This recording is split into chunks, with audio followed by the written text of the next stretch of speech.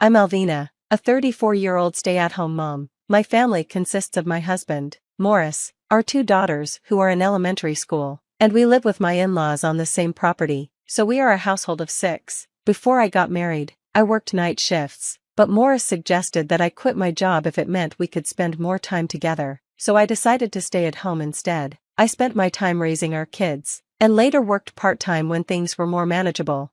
I wasn't sure about living with my in-laws at first. I didn't know them well, and I thought it might be stressful for a daughter-in-law to live with her in-laws. So, I was relieved when Morris promised me before we got married that we wouldn't have to live with his parents. However, after we got married, Morris brought it up again. He said he was worried about his parents and suggested we live on the same property, but not in the same house. I was surprised and protested, but Morris asked, "Do you dislike my parents that much? If our situations were reversed, would you want to live with your parents?" I couldn't argue with that, since my parents were still healthy and living with my brother.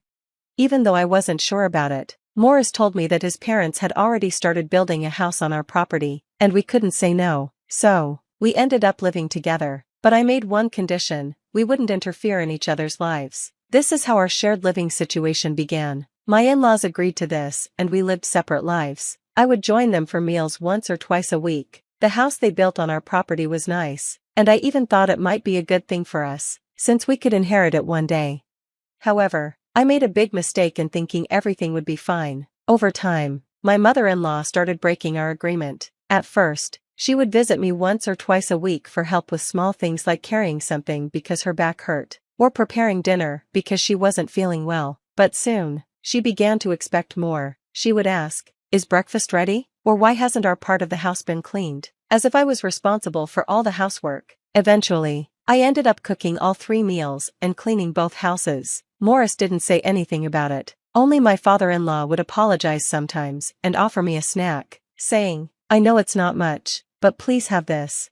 My mother-in-law didn't just interfere with housework. She also started to have strong opinions about how we raised our children. She would say things like, "Your girls should be taking these lessons," or "Why don't your daughters help with housework? What did you have 2 girls for?" Every time she said these things, my father-in-law would defend me, reminding her that we had agreed not to interfere in each other's lives. She would apologize, saying she felt weak and unwell, but after a while, the complaints would start again. When I tried to talk to Morris about it, he would tell me, "We're family. You need to be flexible when things get tough. It's your fault for not handling it better." I felt frustrated every day. Then, one day, my mother-in-law collapsed at home. We called an ambulance, but she passed away suddenly from a seizure. I felt a mix of sadness and relief, as the constant stress from her interference was finally over. Even though she had broken the agreement, my father-in-law had always been kind to me. I tried to take care of him, and he often thanked me, saying he was sorry for not sticking to the agreement and that he couldn't handle housework on his own. My daughters loved their gentle grandfather, and we had some peaceful days together. But a few months later, father-in-law collapsed too. He survived, but became bedridden and needed constant care. When we discussed his care, he said he didn't want to be a burden and mentioned going to a nursing home. But Morris stepped in and said, "Families should care for each other. Nursing homes are for when it's absolutely necessary. Alvina said she's okay with taking care of you." This completely surprised me. I did love my father-in-law and wanted to help him, but caring for him full-time at home was a big challenge. I had young kids to take care of and, clearly, Morris wouldn't help. I didn't want to say I couldn't do it in front of him, so I agreed. Caring for him turned out to be very hard. I had to help him with meals, bathroom visits, and bathing. He was a strong elderly man, and it was awkward sometimes because we were of the opposite sex. Each day, I had to prepare breakfast, help the kids with school, do housework, care for the kids after school, and then prepare dinner, all while caring for father-in-law. Every night, I would feel overwhelmed. Every day, I somehow managed to get through it all, but by the end of the day, I was completely exhausted and would collapse into bed. Morris, instead of helping with his father's care, started spending even less time at home. He claimed he had work, often saying he was working overnight, and would only come home 2 or 3 times a week. Because I never knew when he'd come back, I struggled to prepare dinner on time. When I was too tired to cook anything elaborate, I would make something simple, but Morris would get angry. He'd complain, "I'm working so hard, and this is all I get?" When I asked for help with housework or caring for his father, he would respond, "You're a full-time homemaker. Caring for my father is your job. This went on for 3 years, and it made me feel miserable every day. Over time, my daughters grew older and started helping around the house and with their grandfather. Chantal helped with cooking and cleaning, and Janie would gently wipe her grandfather's back, asking him if it felt good. I was really grateful to have such kind daughters.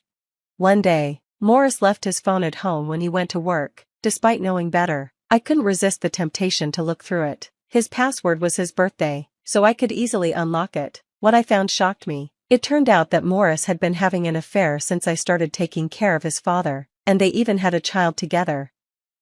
The messages on his phone showed that he was financially supporting his mistress, although he had given me money for living expenses, and said he was saving for our children's future. He hadn't saved anything. The messages got worse, with him saying things like, "My kids are old enough now, so they're not cute anymore," and, "Taking care of the old man is a pain, but at least I've got my idle wife to do it. Putting him in a care facility would cost money, but having my wife do it is free. Gotta use free labor, right?" I was furious and couldn't stay calm. Normally, I would have kept quiet and waited for more evidence, but I couldn't hold it in. As soon as Morris got out of the bath, I shoved his phone in his face and demanded, "What is this about?" At first, he seemed surprised, but quickly regained his composure. Then he said something that shocked me even more. "You've lost your femininity since we had our kids. You don't wear makeup anymore. Your clothes are all about comfort now, and you fall asleep with your mouth open." Morris's cruel words kept hurting me. He told me, "Ever since you started caring for my father, you've lost even more of your femininity. You're not even a middle-aged woman anymore, you're like a middle-aged man." His words were painful, but he didn't stop there. He went on to say, "My girlfriend always wears makeup and takes care of herself, even after having a child.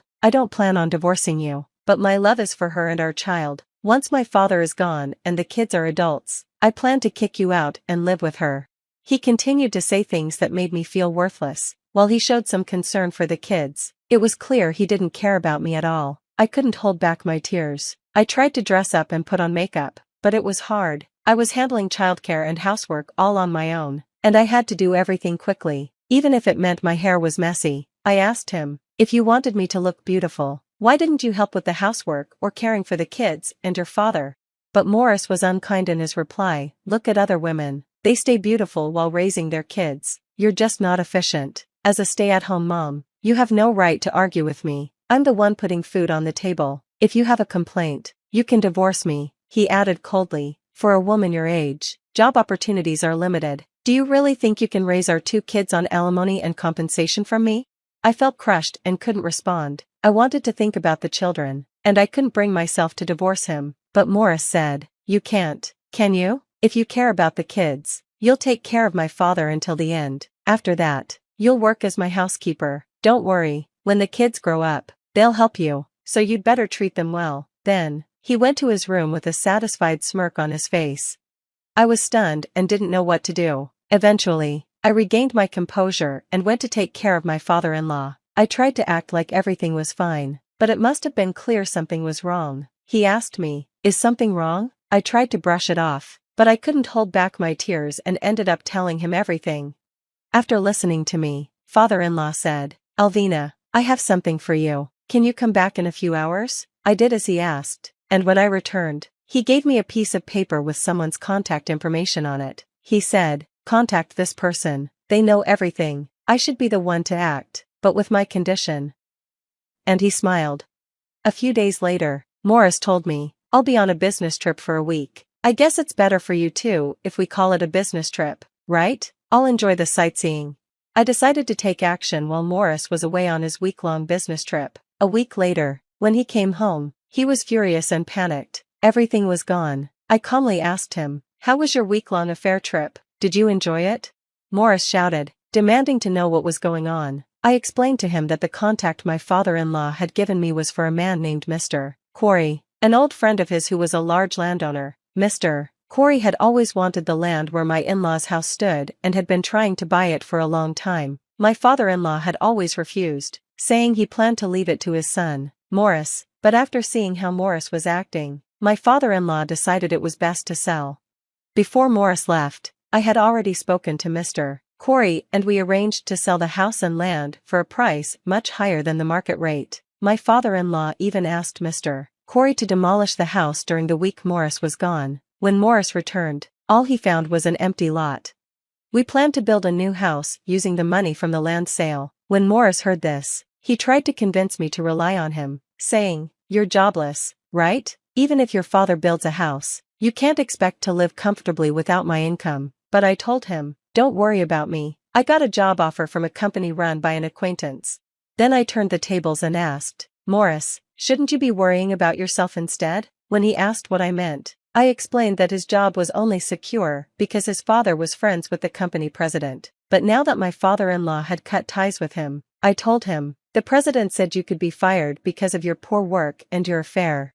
Morris tried to excuse himself, saying, "I didn't mean it. I was just angry. I wasn't really going to leave you. We're family. Let's work things out." But I firmly told him, "My family now is my daughters and my father-in-law. Goodbye." Then I hung up on him. Morris called several times after that, but I ignored him. Later, my divorce from Morris was finalized. I claimed compensation from both Morris and his mistress, as I had plenty of evidence of his affair. Through various sources, including the president of his company, I found out that Morris had been embezzling company funds to support his double life. Morris not only lost his job but was also being sued for damages. He tried to move in with his mistress, but she dumped him when she realized he had no money left. Now, Morris is struggling to find a new job while working multiple part-time jobs to pay off his debts and child support. As for me, I plan to live with my daughters and my father-in-law in a rented house until we can move into the new house my father-in-law is building for us. When my father-in-law offered to build the house, he said he wanted to move into a care facility, and that he wanted us to live happily there. I told him, "What are you talking about, Dad? We're family. It would make the girls sad. Let's live together." My daughters also took his hand and said, "We want to live with Grandpa." My father-in-law, with tears in his eyes, thanked us. Although it's tough to work and take care of him, my daughters help out. So, we are now living together as a family of 4 with the help of home assistants and day services. We're looking forward to moving into our new home as a family. The conference room felt like a prison cell as I watched 15 years of dedication crumble in front of me. My father's face had turned that particular shade of red I'd grown to dread, while my mother wrung her hands in her lap, avoiding eye contact. I'm Lexi, and until today, I was the creative director of Burke Eco Solutions, our family's sustainability company. The same company I'd given up art school for. The same company I'd poured my heart and soul into since I was 19. "These reports are fabricated," I said, spreading the documents across the polished table. "Landon's been cutting corners with our suppliers. We're using non-biodegradable materials and marketing them as eco-friendly." My younger brother lounged in his chair, a smirk playing at the corners of his mouth. "You've always been jealous of my success, sis, just because you can't handle modern business practices." "Modern business practices?" I shot back. "You mean fraud? That's enough." My father's fist came down hard on the table, making the water glasses rattle. "Lexi, these accusations are ridiculous. Landon has increased our profits by 40% since taking over operations. By lying to our customers, everything we built this company on." "Times change," my mother interrupted softly. "We need to adapt." I pulled up the company website on my tablet, hands shaking. "Look at this. 100% sustainable materials." "That's a lie. We're no better than the companies we used to criticize." Landon rolled his eyes. "God, you're so dramatic. This is business, not your little art projects." The mention of art stung more than it should have. I'd wanted to go to art school since I was 12, but when the family business needed help, I'd put those dreams aside. Now here I was, watching my brother destroy everything we'd built. "Dad," I pleaded, "remember what you always said. Integrity first, profit second." "That was before we nearly went bankrupt," he replied coldly. "Landon saved us, by turning us into exactly what we fought against." I stood up, my chair scraping against the floor. "I have proof, real proof. If this gets out—" "It won't get out," Landon cut in, his voice dangerous, "because you're fired." The room went silent. I looked at my father, waiting for him to object, to defend me, to remember all the nights I'd stayed late helping him with paperwork, all the weekends I'd sacrificed. Instead, he nodded. "It's for the best, Lexi. You're clearly not aligned with our new direction." "New direction?" I laughed, but it came out more like a sob. "You mean selling out everything we believed in?" My mother finally looked up. "Please, sweetie, don't make this harder than it needs to be." "I'm trying to save our company," I was shouting now, tears burning in my eyes. "Our reputation, our legacy. Security will escort you out," Landon said, already typing on his phone. "Clear your desk by 5. I looked at each of them. My mother's averted gaze, my father's stern disappointment, Landon's satisfied smirk. 15 years of loyalty, reduced to this moment. "You're making a mistake," I said, gathering my things. "When this comes out, and it will come out, you'll lose everything." My father stood, his voice ice cold. "Get out, Lexi. You're not our daughter anymore." The words hit like a physical blow. I straightened my spine, years of suppressed anger finally breaking free. "Fine. But remember this moment, Dad. Remember it when it all falls apart." I walked out of that conference room with my head high, past the shocked faces of employees I'd worked with for years. In my office, I didn't bother taking much. Just my personal photos, my sketchbook, and a small potted succulent Riley had given me last Christmas. As security watched me leave, I heard Landon's voice behind me. "Don't forget to turn in your keycard, sis." I turned around one last time, meeting his eyes. "You know what, Landon? Keep it. You'll need a reminder of how things used to be when this house of cards collapses." The glass doors closed behind me with a final click. Standing on the sidewalk, clutching my sad little box of belongings, I should have felt defeated. Instead, I felt something else stirring. Determination, maybe. Or revenge. My phone buzzed. A text from Riley. "Heard what happened. Meet me at Cafe Luna in 20. Think I might have an interesting proposition for you." I smiled, wiping away the last of my tears. They thought they were ending my story, but maybe they were just giving me the push I needed to start a new one. And this time, I'd write it my way. Cafe Luna was packed with the usual afternoon crowd, but I spotted Riley immediately. She always stood out with her signature red blazer and no-nonsense posture, a remnant from her corporate days. As I approached, she pushed a steaming mug across the table. "Ordered your usual, double-shot oat milk latte, extra hot." "You're a lifesaver," I said, sinking into the chair, "though I could use something stronger." "Already ahead of you." She pulled out a small flask and discreetly added a splash to both our coffees.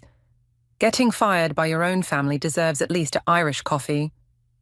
I took a long sip, letting the warmth spread through my chest. "How did you hear so fast? Your brother's already bragging about it on LinkedIn. Exciting changes in upper management or some corporate BS like that." "Of course he is." I gripped the mug tighter. 15 years, Riley. 15 years of my life, and they threw me away like yesterday's recycling. "Their loss?"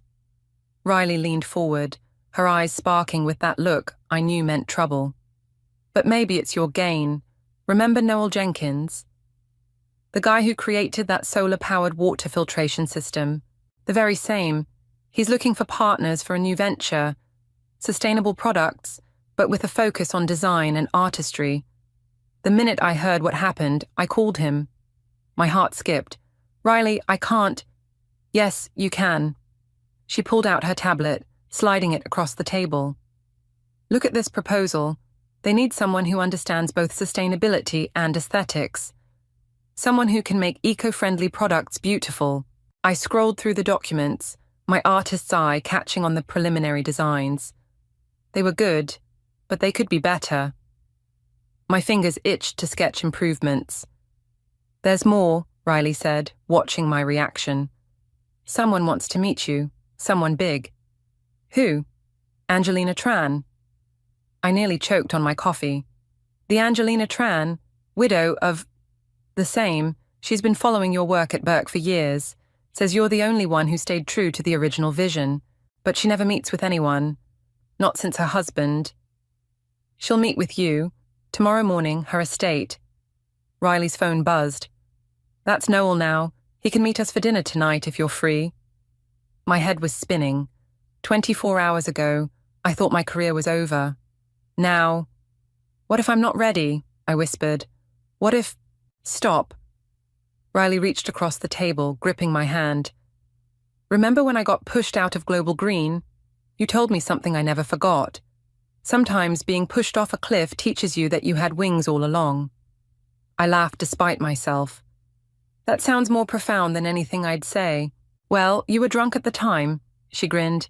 But you were right. Look at me now, consulting for the top eco firms in the country, making triple what I did before. Sometimes the worst thing that happens to you is exactly what needs to happen. My phone lit up with a text. My mother. Please reconsider. We can work this out as a family. I turned the phone face down without responding. You know, Riley said, watching me, the best revenge isn't destroying your enemies. It's succeeding so spectacularly, they have to watch from the sidelines. I don't want revenge, I said automatically, then paused. Okay, maybe a little revenge. That's my girl. Riley stood, gathering her things. Dinner with Noel at 7 Pines at 7. Wear something that says future CEO who's going to change the world. I don't have anything that says that. Yes, you do. That black dress you wore to the Sustainability Awards last year, the one that made your brother's girlfriend jealous. I smiled, remembering. You're right, I do still have that. Perfect.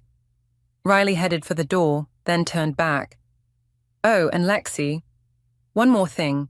Angelina specifically mentioned your art background. Bring your portfolio tomorrow. My portfolio? But I haven't drawn anything in years. Might want to fix that before morning. She winked. Sometimes the dreams we give up come back around when we're ready for them. After she left, I sat there for a long moment, staring at my reflection in the cafe window. The woman looking back at me didn't look defeated anymore. She looked ready. I pulled out my old sketchbook from the box of office belongings and opened to a fresh page. My hand remembered the motions, even after all these years, as I began to sketch what could be beautiful, sustainable products that didn't compromise either aesthetics or ethics. My phone buzzed again. This time it was Landon. Hope you're not bitter about today. Business is business. I didn't respond. Instead, I kept sketching, each stroke of the pencil feeling like a step forward on a new path. My path. Tomorrow couldn't come soon enough. Angelina Tran's estate loomed before me, a modernist masterpiece of glass and sustainable bamboo. The security guard checked my ID twice before letting me through the gates, his expression suggesting visitors were rare here. An elderly housekeeper led me through a maze of corridors filled with contemporary art. She stopped at a sunlit conservatory, where a small woman in her 60s sat surrounded by exotic plants, sketching in a leather-bound notebook. Mrs. Tran, the housekeeper announced, Miss Lexi is here. Angelina looked up, her dark eyes sharp and assessing. Right on time. I appreciate punctuality. She gestured to the chair across from her. Sit, tea. Yes, thank you. I perched on the edge of the seat, clutching my portfolio. Green tea, Margaret, Angelina called out, and those almond cookies I like. Once we were alone, she set aside her notebook. So, you finally left Burke. I didn't exactly. You were pushed out, I know. I've been watching your family's company destroy itself for months now. She leaned forward. Show me your portfolio. I handed it over, my hands trembling slightly. She flipped through it slowly, her expression unreadable. These designs, she said, pointing to my newest sketches from last night. When did you do these? Yesterday, after everything happened. Interesting. She turned another page. You know, your father came to me 15 years ago, begging for investment money. This was news to me. He never mentioned, of course not. I turned him down. She smiled thinly. My husband had just died, and everyone thought I would sell our company. Instead, I transformed it into something better, something true to our original vision. I remember, you were the first major corporation to go completely carbon neutral. Yes, and it cost us nearly everything. She closed my portfolio. Your brother's changes at Burke, they're exactly what my competitors tried to pressure me into. Cutting corners, greenwashing, putting profit over planet. The housekeeper returned with tea and cookies. Angelina waited until she left before continuing. Last night, you had dinner with Noel Jenkins. How did you... I know everything that happens in this industry, dear. What did you think of him? I thought about our dinner conversation, how Noel's eyes had lit up when I showed him my designs. He's brilliant, passionate, but he needs help with the aesthetic side of things. Yes, Angelina sipped her tea. And you need help with the business side. That's why I called you here. She stood walking to a wall of windows overlooking her magnificent gardens. I'm going to tell you something I've never told anyone. The day my husband died, he left me a letter. He said, "Don't let them turn our dream into their profit." I've spent 20 years honoring that promise. She turned back to me. Now I'm ready to do more. I want to mentor you, Lexi. I nearly dropped my teacup. Me? You have what I had back then, fire, principle. And now, you have nothing left to lose. She smiled. That makes you dangerous. I don't want to be dangerous. I just want to create something meaningful. The two aren't mutually exclusive. She returned to her seat. Your dinner with Noel went well. Riley's on board. Now you need capital, connections, and knowledge. I can provide all three. My heart was racing. Why me? Because you remind me of myself. And because... She hesitated. Your father didn't just ask me for money 15 years ago. He tried to steal my husband's patents while we were still grieving. Did you know that? I felt sick. No, of course not. You were too busy sacrificing everything to save his company. Her voice softened. Sometimes karma needs a little help, don't you think? I set down my teacup. What exactly are you proposing? I'll invest in your venture with Noel, teach you everything I know, open every door. Her eyes glittered. In return, you'll build something so revolutionary, so successful, that Burke Eco Solutions becomes irrelevant. You want me to destroy my family's company? No, dear. I want you to build something better. They'll destroy themselves. She pushed a folder across the table. Here's my offer. Take it home. Read it carefully. I stood on shaky legs, clutching the folder. I'll think about it. Don't think too long. Opportunities like this are like butterflies. Beautiful but fleeting. She walked me to the door.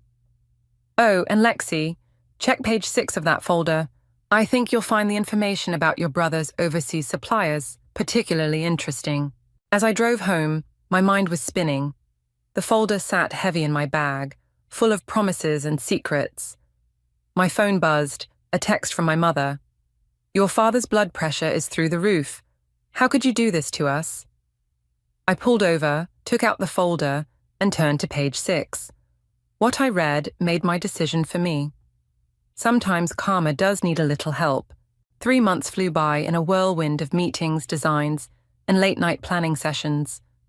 Our new company, Eden Essence, had taken over the entire top floor of a renovated warehouse. I stood at the window, watching the sunrise paint the sky pink, when Riley burst through the door. They're here, the first prototype samples. Noel followed behind her, carrying a large box. Hot off the sustainable bamboo production line, my hands shook as I lifted the lid. Inside lay our first product line, a collection of home goods that looked more like art pieces than eco-friendly alternatives. I picked up a water pitcher, running my fingers over the organic curves I'd sketched months ago. It's perfect, I breathed. The bamboo glass fusion actually worked, and it's 100% traceable, Noel added, pulling up specs on his tablet.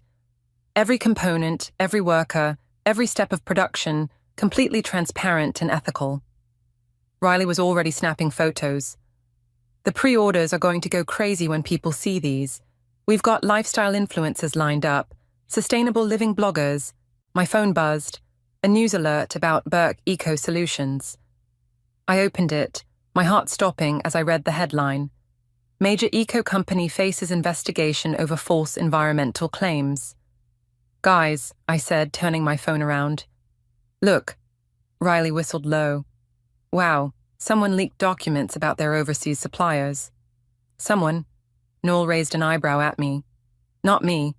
I set the phone down, though I might know who did. The article detailed exactly what I'd discovered months ago. The toxic materials, the exploited workers, the falsified certificates. Landon's handiwork, all of it. Your timing is impeccable, came a voice from the doorway. Angelina stood there, elegant as ever in her signature black pantsuit. The market is about to have a very large hole in it, one that Eden Essence can fill. Mrs. Tran, Noel scrambled to his feet. We weren't expecting you until the board meeting. I like to surprise people. She walked over to inspect our prototypes. Excellent craftsmanship. The design is inspired. She picked up one of my sketches. You found your voice again, Lexi. Before I could respond, my phone started ringing. Mom's face flashed on the screen. Take it, Angelina said. It's time. I stepped into the hallway, heart pounding. Hello? How could you? Mom's voice was raw. The FBI is here, Lexi. They're going through everything. I didn't. Your brother is being questioned. Your father's in the hospital. His heart, Lexi. His heart. My own heart clenched, but I forced my voice to stay steady. I warned you, Mom. I showed you the evidence months ago. You chose not to listen. We're your family. No, I said quietly. You made it very clear I wasn't family when you chose Landon's lies over my truth. I ended the call and walked back into the office, where Riley was organizing our product launch presentation. You okay? She asked. Better than okay. I picked up one of our prototypes, a solar-powered lamp that looked like a piece of abstract sculpture. Let's change the world. The next few hours were a blur of activity. Our marketing team arrived, photographers set up shoots, and social media started buzzing with teasers. By afternoon, Jocker Eden Essence was trending. Look at this, Noel said, showing me his phone. The top comment on our preview post read, finally, eco-friendly products that don't look like eco-friendly products.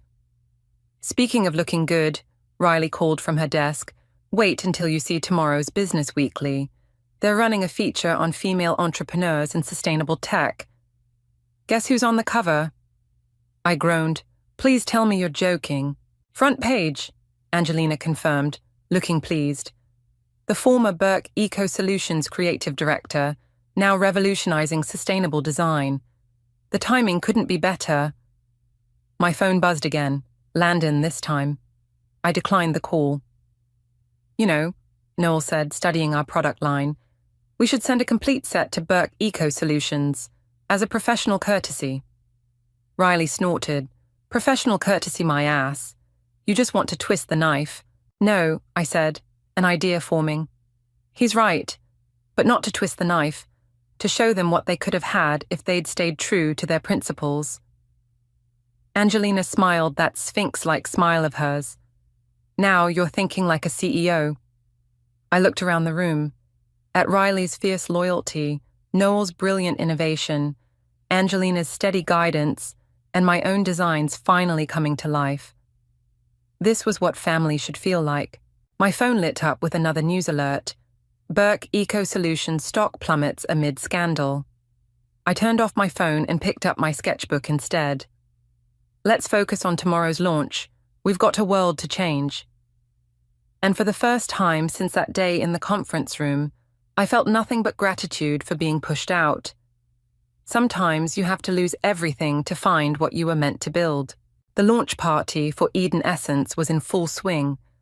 Our renovated warehouse transformed into an eco-chic wonderland. Every major player in sustainable business was there, admiring our products displayed like museum pieces under soft, energy-efficient lighting. Another magazine wants an interview, Riley said, appearing at my elbow with 2 glasses of organic champagne. Forbes this time. I took a sip, watching the crowd. How's the pre-order numbers? Off the charts. We've had to triple our production capacity. She grinned. And Burke Eco Solutions just announced major layoffs. Before I could respond, a familiar voice cut through the crowd. Lexi, My mother stood near the entrance, looking smaller than I remembered in her designer suit. The room suddenly felt too warm. "I've got this," Riley said, moving to intercept her, but I caught her arm. "No, let her come." Mom wound her way through the crowd, her eyes darting around the space. "This is impressive. What are you doing here? I needed to see you." She clutched her purse like a shield. "Your father's being indicted. Landon too. They're saying terrible things." "True things," I corrected quietly. "We need your help, your influence. If you could just speak to some people." "Mrs. Burke," Angelina's voice cut in smoothly as she appeared beside me. "How lovely to see you after all these years. I trust your husband's blood pressure has improved." Mum's face went pale. You did this." "No, your son did this. Your husband did this. I merely ensured the truth came to light." Angelina's smile was razor sharp. Karma, as they say, is a patient businesswoman. "We're family," Mum pleaded, turning back to me. "Doesn't that mean anything?" I set down my champagne glass. "It meant everything. That's why it hurt so much when you chose profit over principles, when you threw me away." "We didn't." "Yes, you did." I gestured to the space around us. "But look what happened. I found my real family. People who believe in the same things I do, who support each other instead of tearing each other down." A commotion near the door drew our attention. Landon pushed his way inside, his usual polished appearance notably disheveled. "Security," Riley called out, but I waved them off. "Let him come." Landon stormed over, his face red. "Happy now, sis? Everything we built is falling apart." "Everything you destroyed, you mean?" I corrected. "I tried to warn you." "Those documents were confidential. You had no right." "I didn't leak them, Landon, but I'm glad someone did." He laughed bitterly, gesturing at the displays. "So, this is your revenge? Pretty products for rich hippies." Noel stepped forward. "Your sister just secured contracts with 3 major retail chains. These pretty products will be in every major store by next quarter.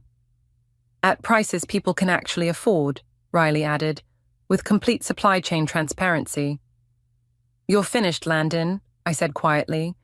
"But it didn't have to be this way. You chose this." "Your father is sick because of you," Mom cut in. "No," Angelina interrupted.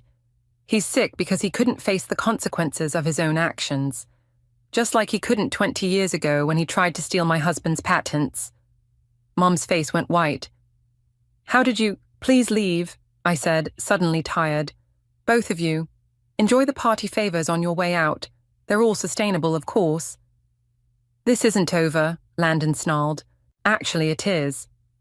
I nodded to security, who finally moved in.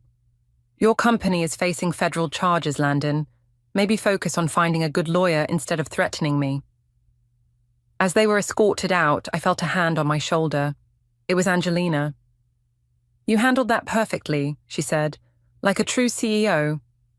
"Speaking of which," Riley cut in, "the Times reporter is ready for your interview. They want photos with the product line." I straightened my shoulders, smoothed my dress. "Let's give them something to write about." The rest of the evening passed in a blur of interviews, congratulations, and partnership offers. Near midnight, as the last guests were leaving, I found myself alone with my core team. "To Eden Essence," Noel raised his glass. "And to Lexi, who proved that doing good can look good too." "To Karma," Riley added with a wink. "To family," I said, looking at each of them. "The one we choose." My phone buzzed. Another news alert about Burke Eco Solutions, but I didn't open it. I didn't need to. My success wasn't about their failure anymore. It was about staying true to my principles, about creating something meaningful. "Ready for tomorrow?" Angelina asked, gathering her things to leave. "The real work begins now." I looked around at our beautiful space, at the products we'd created, at the team we'd built. "Bring it on." As if on cue, Riley's phone chimed. Another major order just came in. They want to feature us in their spring sustainability campaign. I smiled, picking up my sketchbook. Then we better get to work. I have some new designs in mind.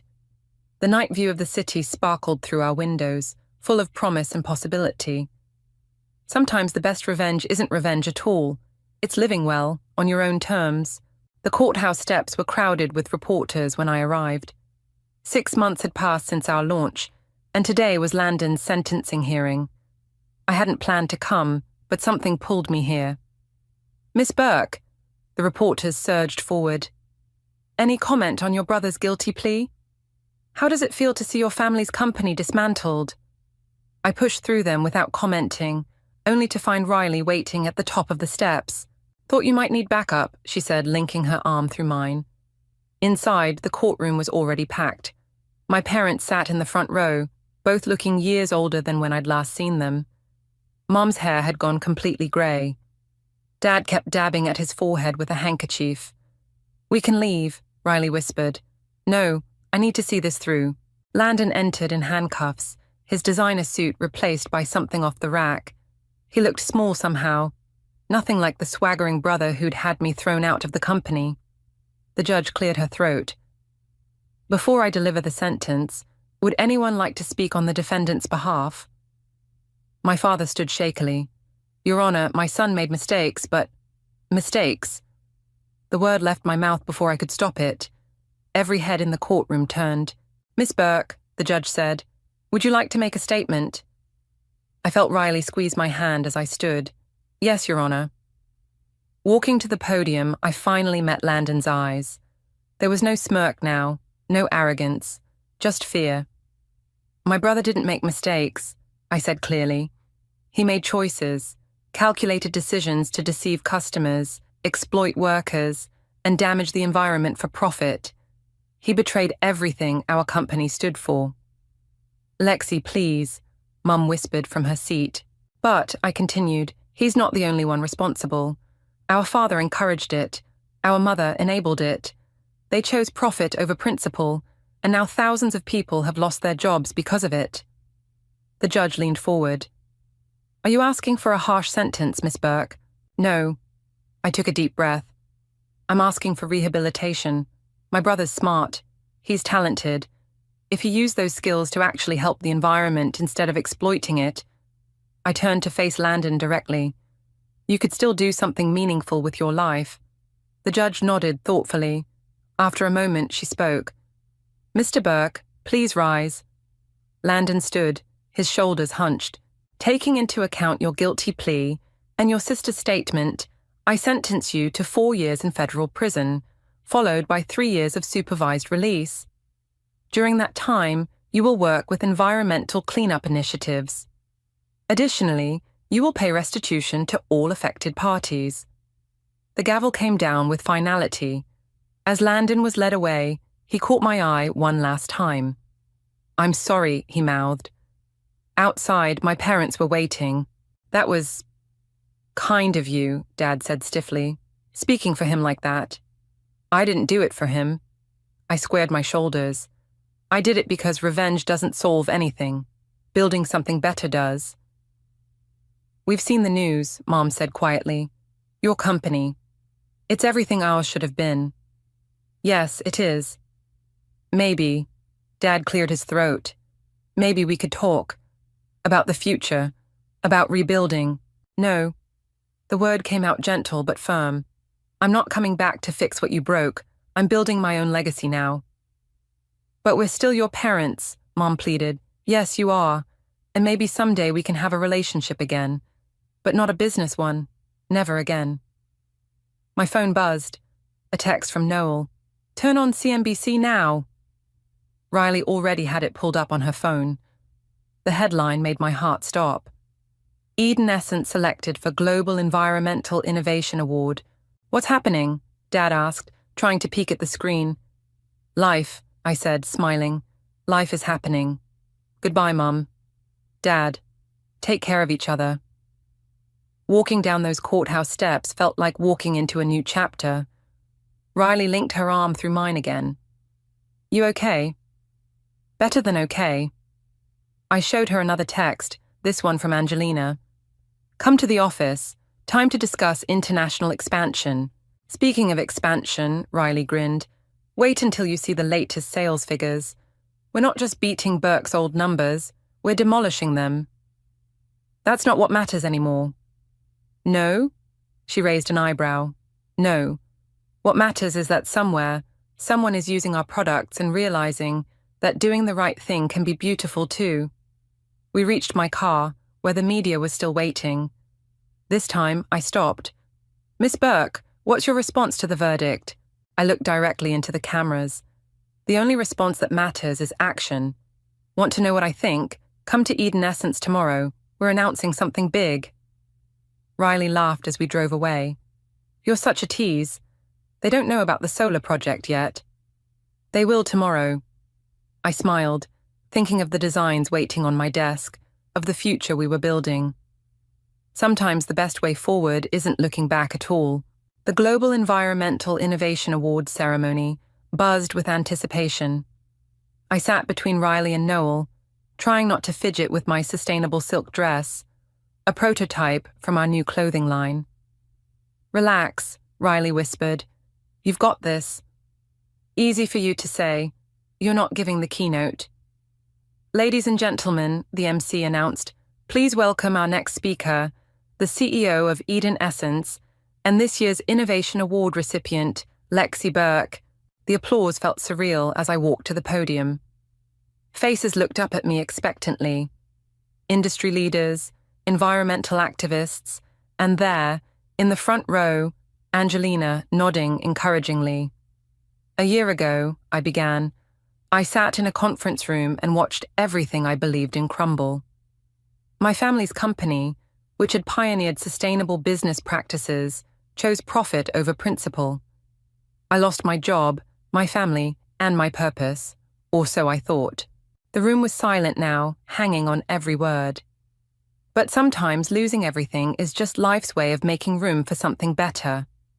Today, Eden Essence isn't just a company, it's a movement. We're proving that sustainability doesn't mean sacrifice, that doing good and looking good aren't mutually exclusive. I clicked to the first slide, showing our solar project designs. I'm excited to announce that Eden Essence is partnering with global architecture firms to integrate our solar-powered art installations into urban spaces. Imagine city parks, powered by sculptures that are both beautiful and functional. Imagine public spaces that celebrate sustainability instead of hiding it. The next slide showed our new clothing line, and this is just the beginning. Today we're launching Eden Wear, fashion that's completely traceable, sustainable, and designed to last. No more fast fashion, no more hidden supply chains. Movement at the back of the hall caught my eye. My parents slipped in, taking seats in the last row. I faltered for a moment, then continued stronger. But the real innovation isn't in our products. It's in our promise, complete transparency. Every material, every worker, every process, visible to all.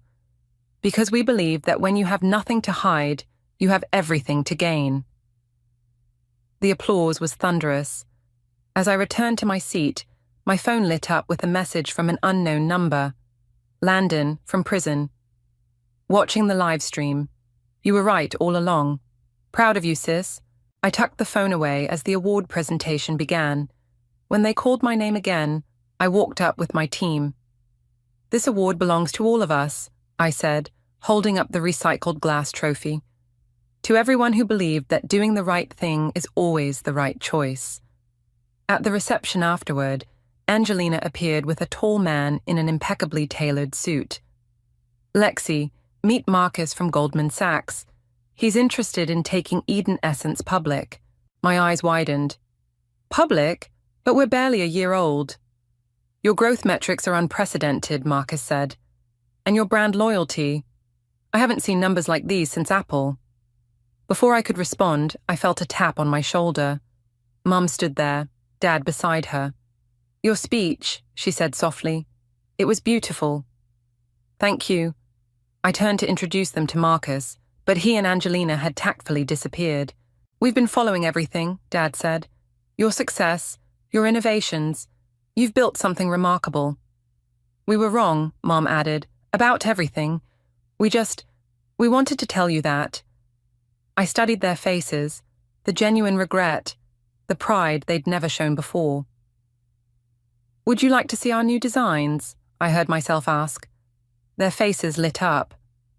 As we walked toward the display area, Riley intercepted us. Sorry to interrupt, but Tokyo's on the line. They want to move up the launch date. Go, Dad said.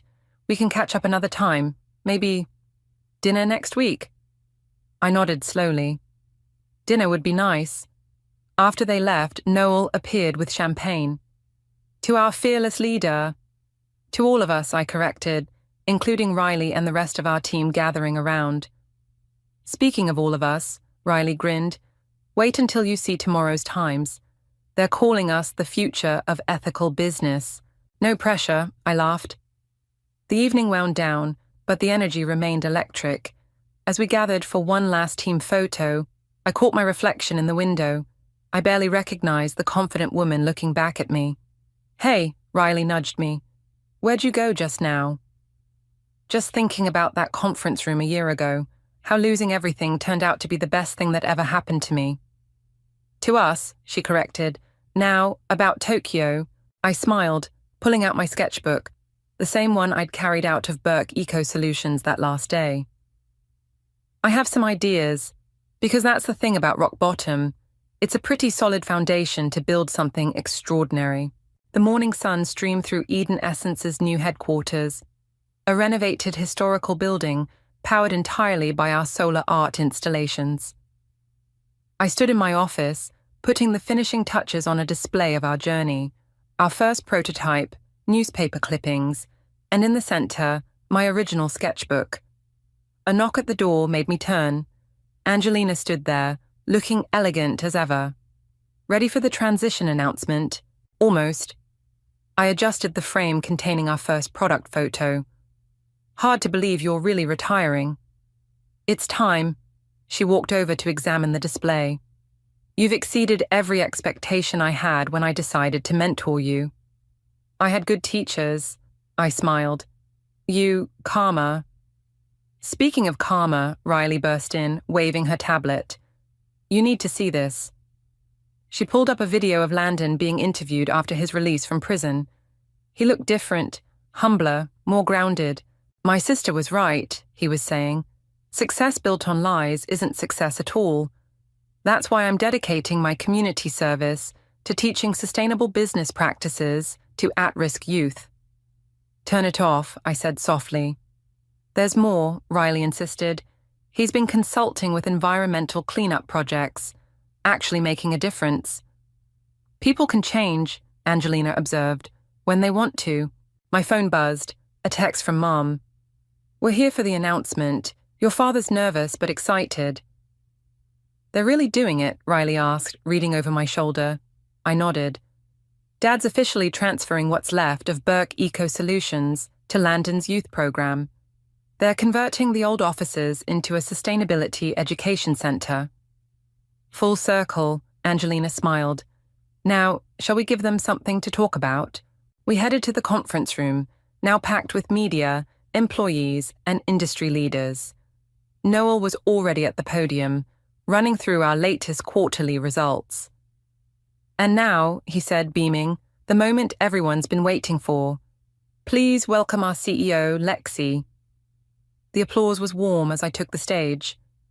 In the audience, I spotted my parents sitting next to Landon. Mom gave me a thumbs up. When we launched Eden Essence, we had a dream of making sustainability beautiful and accessible. Today, that dream has grown beyond anything we imagined. Our solar art installations power cities worldwide. Our products have made eco-friendly living the new normal. I gestured to Angelina to join me. Mrs. Tran has been our guiding light, our mentor, and our biggest supporter. Today, as she steps into retirement, we're not just celebrating her legacy, we're building on it. I'm proud to announce that Eden Essence is establishing the Tran Foundation for Environmental Innovation with an initial endowment of $50 million. Angelina's usually composed face showed genuine surprise. We hadn't told her about this part, but that's not all, I continued. The Foundation's first project will be partnering with a new sustainability education center run by someone who learned the hard way that principles matter more than profit. Landon stood up, straightening his tie. Thank you, sis. I won't let you down. Not again. The press conference dissolved into excited chatter as reporters rushed to get comments. In the chaos, I felt a hand on my arm. Dad, I've never said this, he said, voice rough with emotion. But I was wrong, and I'm so proud of you. We both are, Mom added, joining us. You built something amazing.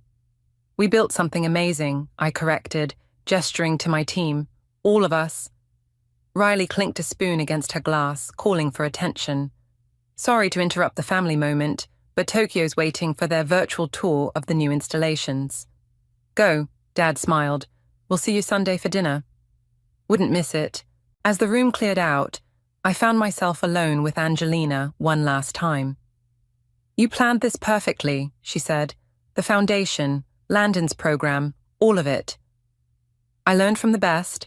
I handed her a small package. One last thing. She opened it to find a framed photo of us from the launch party, along with a handwritten note. Sometimes karma needs a helping hand. Sometimes it needs a whole family. You know, she said, touching the frame gently, revenge is sweet, but this is better. It's not about revenge anymore, I agreed. It's about building something that matters. My phone chimed, Riley sending me the schedule for tomorrow's meetings. Tokyo, London, Sydney. Eden Essence had gone global, but our core values remained the same. Ready to change more worlds? Riley called from the doorway. I picked up my sketchbook, no longer filled with just dreams, but with reality. Always. Because sometimes the best revenge isn't revenge at all. Sometimes it's creating something so beautiful, so meaningful, that it transforms not just your own life, but everyone else's too. And that's a legacy worth building. The mahogany conference table stretched before me like a canyon of polished wood, making the single envelope at its center seem impossibly small. $5. That's what my father left me. $5 and a note that read, "For my daughter, who always asks the right questions." I'm Samantha, an investigative journalist, and right now I'm watching my stepsister Kaya bounce in her chair like she just won the lottery. Which, essentially, she has. As stated in the will, Mary, our family lawyer, continued in her measured tone, the Burke estate, including all properties, investments, and business holdings, is to be transferred in its entirety to Miss Kaya Jones. This can't be right. The words escaped my lips before I could stop them. Dad always said what, Sam? Kaya's perfectly manicured fingers drummed against the table. That you were his favorite? That you deserved everything because you're so principled? She practically spat the last word. I gripped the arms of my chair, feeling the leather crack under my fingernails. He believed in responsibility, Kaya. In using wealth to make a difference, not for shopping sprees and Instagram posts. Ladies, Mary interrupted, adjusting her glasses. There's more to discuss. But Kaya was already on her phone, probably texting her entire contact list. Oh my God, wait until everyone hears about this. I need to call my interior designer. The morning sun streaming through the office windows caught the diamond studs in her ears. Dad's last birthday gift to her. I remembered how he'd looked when she opened them, his smile not quite reaching his eyes. There are certain conditions, Mary pressed on, but Kaya was barely listening. Conditions? Whatever, I'll have my people handle it. She stood up, smoothing her designer dress. I need to go plan my celebration party. You'll get the invitation, Sam, if you promise not to be such a downer. I stayed seated as Kaya clicked her way out of the room on her ridiculous heels, leaving behind a cloud of expensive perfume and the echo of her self-satisfied laugh. Samantha. Mary's voice was softer now. Your father was a smart man, I cut in, unfolding the $5 bill. Too smart for this to be everything. Mary's expression remained neutral, but something flickered in her eyes. Sometimes things aren't what they appear. Like how he appeared to favor his stepdaughter over his own child? I stood up. gathering my bag. Or how he appeared to forget everything he ever taught me about responsibility and purpose. "The note," Mary began, "is cryptic and useless." I shoved it into my pocket, just like this whole process has been. As I reached the door, Mary called out, "Your father kept detailed records of everything, Samantha. Everything." I turned back. "What are you trying to tell me?" She was already gathering her papers, not meeting my eyes. "Nothing specific, just, you're a journalist. You know how to follow a paper trail." My phone buzzed. A text from my best friend Skylar. "How'd it go? Want to grab coffee?" "I need to go," I told Mary, but paused at the threshold. "Did he say anything? At the end?" Mary looked up, her face carefully composed. "He said you were your mother's daughter, that you'd understand when the time was right." My mother. The investigative reporter who'd exposed 3 major corruption cases before cancer took her. Dad had always said we shared the same fire, the same need to uncover the truth, the right questions, paper trails, understanding. Suddenly, the $5 felt heavier in my pocket. "Thank you, Mary." I pulled out my phone to text Skylar back. "Coffee, yes, and bring your laptop. We've got some digging to do." As I walked out of the law office, my stepsister's voice carried from the lobby, already planning her celebration. But for the first time since the reading began, I felt something other than anger. Dad had taught me that every story has layers, that truth hides in the details. And if there's one thing I know how to do, it's uncover the truth. I pulled out the note again, studying his familiar handwriting. The right questions. Well, here's my first one. What was my father really trying to tell me with this inheritance? Something tells me $5 is just the beginning of this story. Look at this. I turned my laptop screen towards Skylar, who was already on her 3rd espresso. Dad made monthly transfers to an account labeled Legacy Fund for the past 15 years. We'd commandeered our usual corner table at the daily grind, surrounded by empty coffee cups and scattered papers. 3 days had passed since the will reading, and I'd barely slept. "How much are we talking about?" Skylar leaned forward, her investigative instincts, honed from years as my research partner, kicking in. "That's the thing." I pulled up another document. The amounts varied, but they always ended in 13 cents, every single transfer. 13 cents? Skylar's brow furrowed. "That's deliberate," I finished. "Dad never did anything by accident." My phone buzzed with another text from Kaya. "Party this Saturday. Wear something fabulous." I ignored it. "Have you talked to any of his old business partners?" Skylar asked, pulling out her notebook. "Most won't return my calls, but I did manage to get coffee with Talia yesterday. You know, the woman who used to run the company's community outreach program? The one Kaya fired last week? Bingo." I pulled out my recorder. "Listen to this." Talia's voice crackled through the speaker. "Your father was obsessed with this idea of empowering women in business. He kept talking about some grand plan, but the board always shut him down, said it wasn't profitable enough." "Did he mention anything specific?" my recorded voice asked. "Just that he was working on something bigger, something that would change everything. But then..." The recording trailed off. "Then he got sick," Skylar finished softly. A barista approached with fresh coffees. "You guys have been here for hours. Everything okay?" "Just fine," I smiled, sliding some papers over a particularly interesting bank statement. "Working on a story." After she left, Skylar lowered her voice. "What about Mary? The lawyer must know something." "She's being careful. But yesterday she accidentally left this in my mailbox." I pulled out a sticky note with an address scrawled on it. "Storage unit?" "Dad's private office, the one not even Kaya knows about." Skylar's eyes lit up. "When are we going?" "Now." I started packing up my laptop. "But first, what do you make of this?" I showed her a photo from Dad's last charity gala. He stood with a group of women, all wearing silver pins shaped like keys. "Could be nothing," Skylar said, but she was already grabbing her coat, or could be everything.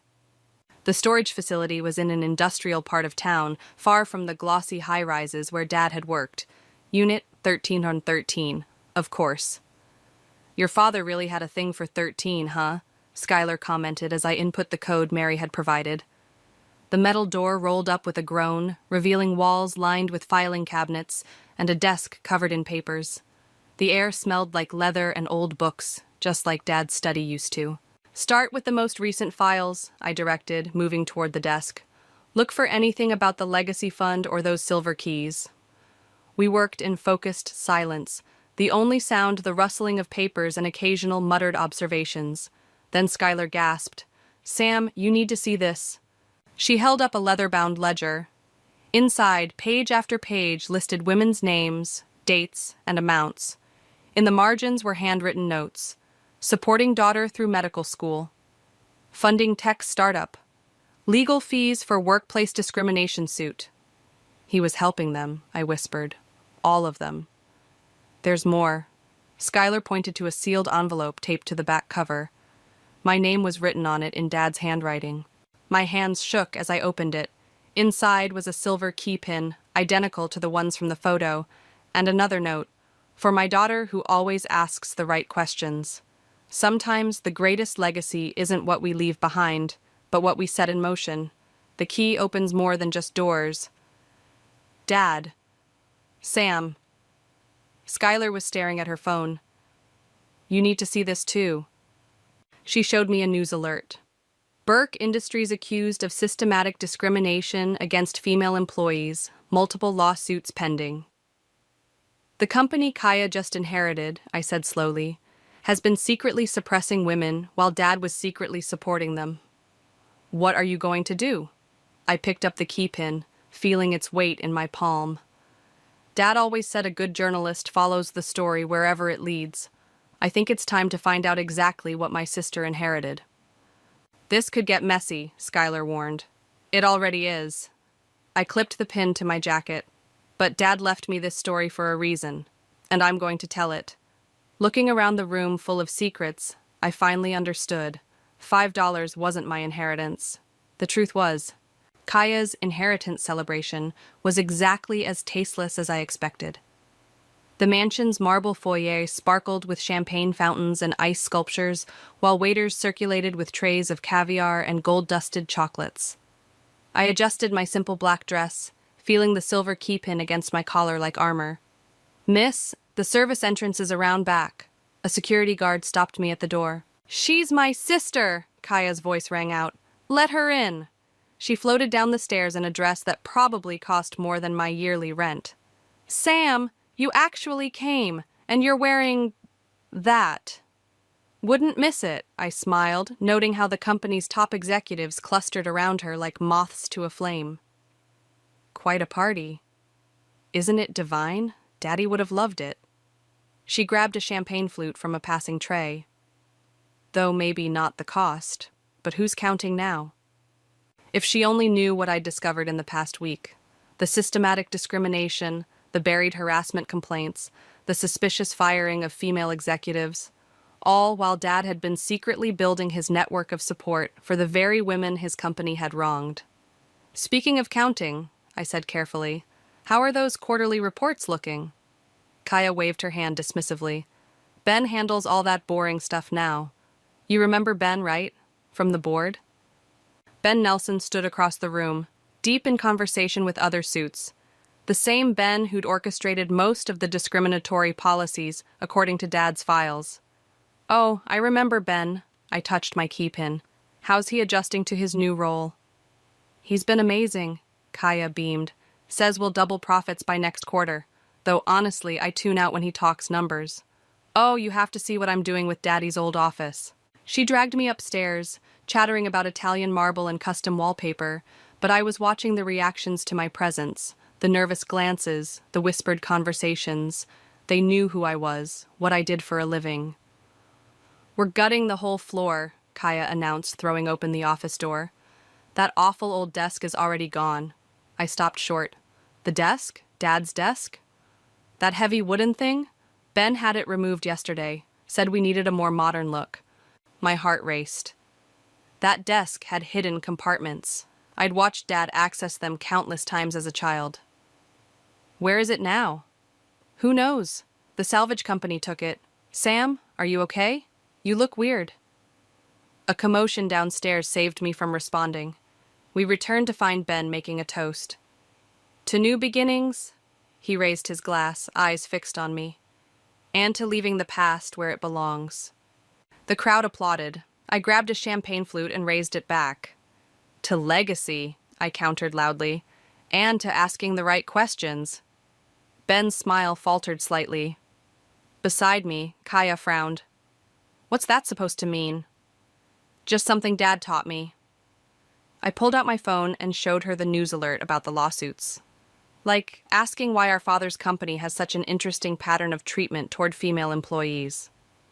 Kaya's face flushed. That's ridiculous. Ben said those claims are baseless. Did he? Interesting. I spotted Talia entering the party. Maybe we should ask her opinion.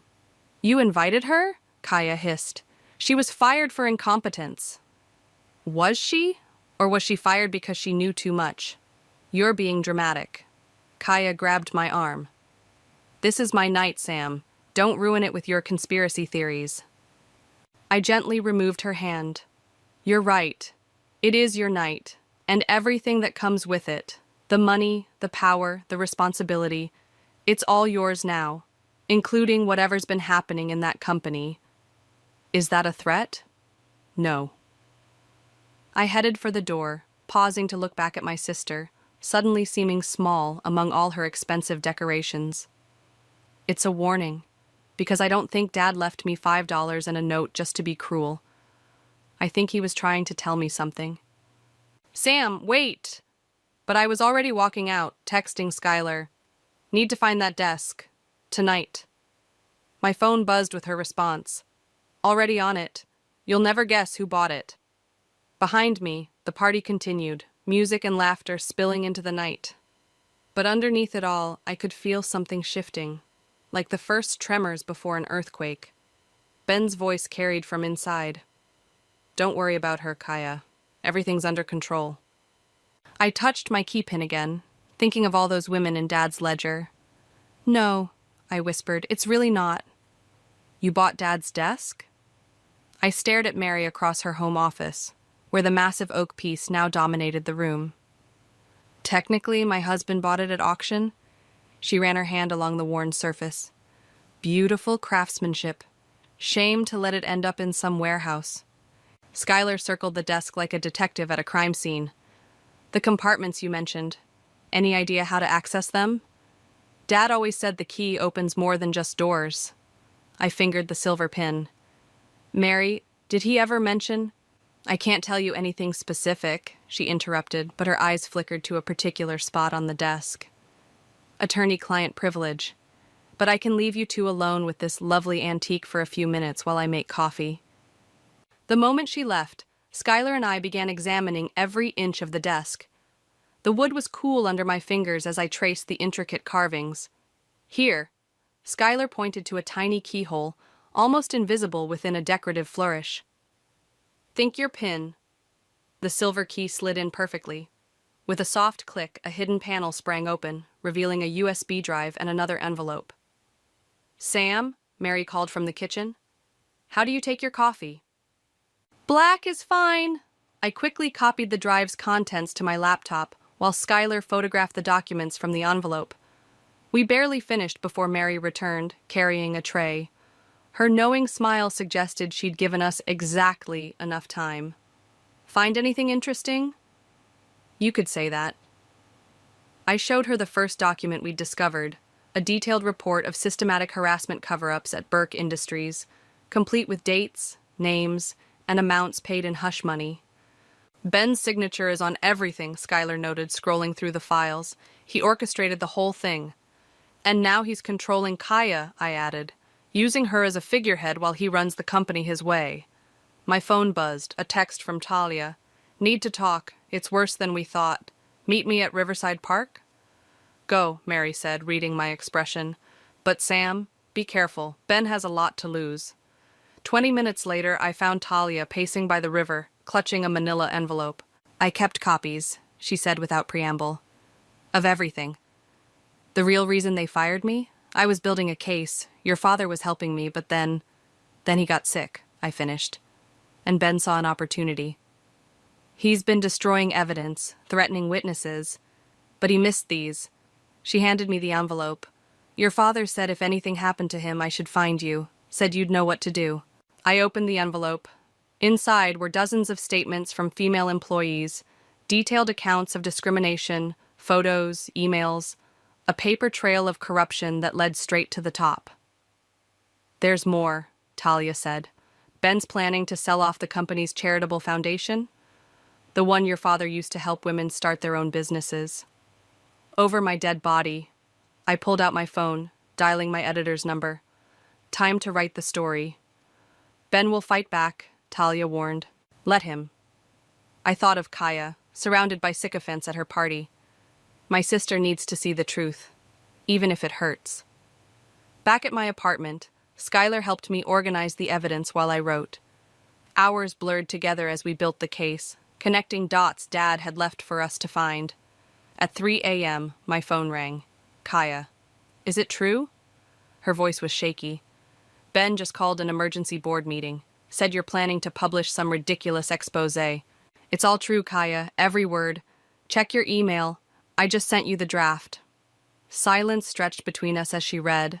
Then quietly, there are women I know on this list. Women who trusted the company, who trusted us. What do I do? She sounded young suddenly, uncertain. Ben says he'll handle it, but remember what Dad always said about handling things? Face the truth head on, she quoted softly, even when it hurts. Exactly. I took a deep breath. The story goes live in 6 hours. You need to decide which side of it you want to be on. Sam, She paused. I need to think. After she hung up, Skylar looked at me. Think she'll do the right thing? I don't know. I turned back to my laptop, fingers hovering over the keyboard. But Dad believed in giving people the chance to choose. That's what this whole elaborate plan was about. And if she chooses wrong? I thought of the ledger full of women's names, of Dad's secret support network, of the silver key that had unlocked more than just a desk. Then we do what journalists do, I said, starting to type. We tell the truth and let the chips fall where they may. The sun was rising as I wrote the final line, its light catching the silver key pin still on my collar. In 6 hours, everything would change. I just hoped Kaya was ready for what was coming. The story broke like a tsunami. Within hours of publication, my phone wouldn't stop ringing. Social media exploded, and news vans crowded outside Burke Industries headquarters. Your article has over 1 million shares, Skylar announced, refreshing her screen. And Burke Truth is trending. I was about to respond when my office door burst open. Ben stormed in, his face red with rage, waving a printout of my article. You little snake, he snarled. Do you have any idea what you've done? Exposed the truth? I stood my ground as he loomed over my desk. Or did you think those women would stay silent forever? I've already called my lawyers. This piece is nothing but lies and speculation. Really? I pulled up the audio recorder on my phone. Want to explain that to the 12 former employees who went on record? Or should we discuss the evidence from Dad's desk? His face paled slightly. Your father was a fool who let sentiment cloud his business judgment. My father, I said quietly, was a better person than you'll ever be. We'll see how righteous you feel when I'm done with you. He jabbed a finger at me. I'm going to what, Ben? Kaya's voice cut through the tension. She stood in the doorway, holding a tablet displaying my article. Threaten my sister like you threatened all those other women? Ben's demeanor instantly changed. Kaya, sweetheart, don't let her manipulate you. This is just jealousy over the inheritance. Stop. Kaya's voice cracked. I've spent the last 6 hours reading everything. The lawsuits, the settlements, the threats. I found the files you thought you'd deleted. Whatever you think you found, I found the truth. She stepped into the office. And now I'm finding my backbone. You don't understand business, Ben sneered. Your father knew that. Why do you think he put me in charge? He didn't, I interjected. Show him, Kaya.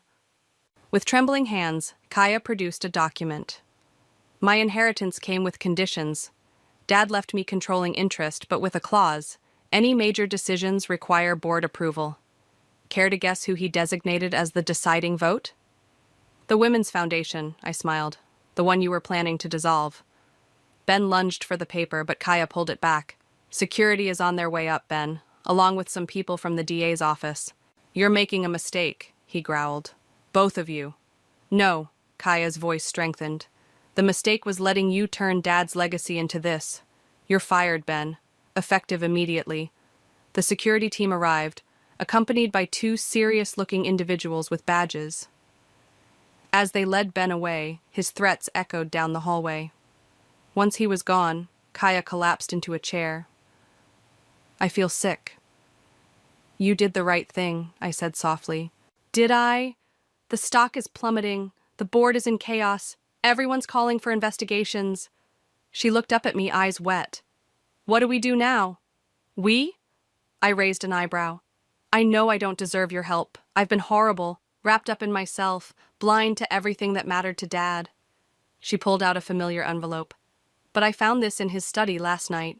Inside was another silver key pin and a note. For my daughter, who must learn to see beyond the surface. Your sister knows the way. He left us both keys, Kaya whispered. He knew we'd need each other. My phone buzzed. Talia was calling. The women from the foundation are gathering, she said when I answered. They want to help rebuild. I put the phone on speaker. All those women Dad helped over the years, they're offering support, expertise, connections. They want to honor his legacy the right way. A network of women helping women, Kaya mused. Like Dad always wanted. Exactly. I touched my key pin. But it'll take both of us, your business skills, my investigative instincts, and a whole lot of apologies from me. Kaya stood up, squaring her shoulders. Starting with Talia. Will you help me fix this, Sam? Through the office windows, I could see the media circus below, the story still unfolding. But for the first time since Dad's death, I felt like I could see the bigger picture he'd planned all along. That's what sisters are for, I said, offering her my hand. Ready to face the press? She clipped on her key pin, a match to mine. Ready to face everything. As we headed for the elevator, Kaya paused. Sam, thank you for not giving up on the truth. Or on me. Dad never gave up on either, I replied. Now let's go make him proud. The elevator doors opened to chaos, reporters shouting questions, cameras flashing. But standing shoulder to shoulder with my sister, both wearing our silver keys, I knew we were finally asking the right questions. And more importantly, we were ready to find the answers together. I'm selling the mansion, Kaya announced, dropping a stack of papers on my desk. 2 weeks had passed since Ben's arrest, and each day brought new revelations about the company's past. You're what? I looked up from the latest batch of emails from women coming forward with their stories. It's too much. She sank into the chair across from me. The marble fountains, the 12 bedrooms, the tennis court. Dad never wanted any of that. I was just trying to prove something. To whom? Everyone? Myself? She twisted her silver key pin. You know what I found in my wing of the house yesterday? 3 pairs of the same shoes, tags still on. Who needs 3 identical pairs of $1,000 shoes? The old Kaya did, I said gently. The old Kaya was an idiot. She rubbed her temples. The foundation needs funding for the new mentorship program. The mansion could cover it for years. Before I could respond, Talia burst in. You need to see this. She turned on the office TV, where Ben's face filled the screen. Burke Industries has lost its way, he was saying from the steps of the courthouse. These accusations are a coordinated attack by bitter former employees and a vindictive heiress. I've done nothing wrong. Turn it up, Kaya whispered. Furthermore, Ben continued, I have evidence that Solomon Burke himself authorized every decision I made. His daughters are destroying his legacy with their misguided crusade. That, lying, Kaya started to rise, but I grabbed her arm. Wait for it. Right on cue, Mary appeared on screen, approaching the microphones. As Mr. Burke's former attorney, I have been authorized to release certain documents that directly contradict these claims. You knew? Kaya turned to me. Mary called this morning. Dad left a sealed envelope with explicit instructions. If anyone ever tried to blame him for the discrimination, release everything. We watched as Mary methodically dismantled Ben's claims, producing document after document showing Dad's opposition to the discriminatory policies. In fact, Mary concluded, Mr. Burke spent years building a secret support network for the very women his company was failing, a network his daughters are now bringing into the light. The reporters erupted with questions, but Ben had already fled into a waiting car. He's scared, Talia observed. Good. Kaya stood up, straightening her blazer. A simple one now, not the designer labels she used to wear. Because we're just getting started. My phone chimed with a message from Skylar. Meeting room, now. Big news. We found her surrounded by printouts, practically vibrating with excitement. Remember those 13-cent transfers? I finally cracked the pattern. She spread out a complex chart. Each amount corresponded to a woman in need. But the 13 cents? It was a code. Every transfer had a matching donation to a separate account. How much? I asked. Millions. Skylar grinned. All perfectly legal, all documented. Your father built a shadow fund right under everyone's noses. But where's the money now? Kaya asked. The door opened and Mary walked in, fresh from her press conference. That's where I come in. She placed a heavy folder on the table. Your father left very specific instructions. The fund was to remain secret until both his daughters wore the silver keys. Only then would its true purpose be revealed. Which is, I prompted, to transform Burke Industries into what it should have been all along, a force for change. The fund doesn't just have money. It has controlling interests in dozens of companies, all led by women your father helped over the years. Kaya sank into a chair. All this time, while I was planning parties, he was planning a revolution, I finished. But he needed both of you, Mary explained. Samantha's determination to uncover truth and Kaya's business acumen. Together, you can rebuild this company into something extraordinary. If you're willing to work together, Talia added. Kaya looked at me, tears in her eyes. I've been so awful to you. You're making up for it now. I squeezed her hand. That's what matters. Ladies, Skylar interrupted, pointing to her laptop. Twitter's exploding. Someone leaked photos of Ben meeting with known corporate raiders. They're planning a hostile takeover. Let them try, Kaya said, standing straighter. We have something they don't. What's that? Talia asked. Kaya touched her silver key, matching mine. Each other, and an army of women who aren't hiding anymore. So, I smiled. What's our next move? First? Kaya pulled out her phone. I'm calling the real estate agent. That mansion is going to serve a better purpose than hosting my parties. And then? She looked around the room at our growing team of allies. Then we show them what happens when women stop competing and start collaborating. Mary nodded approvingly. Your father would be proud. He knew, I realized. He knew we'd need to lose everything to find what really mattered. Including each other, Kaya added softly.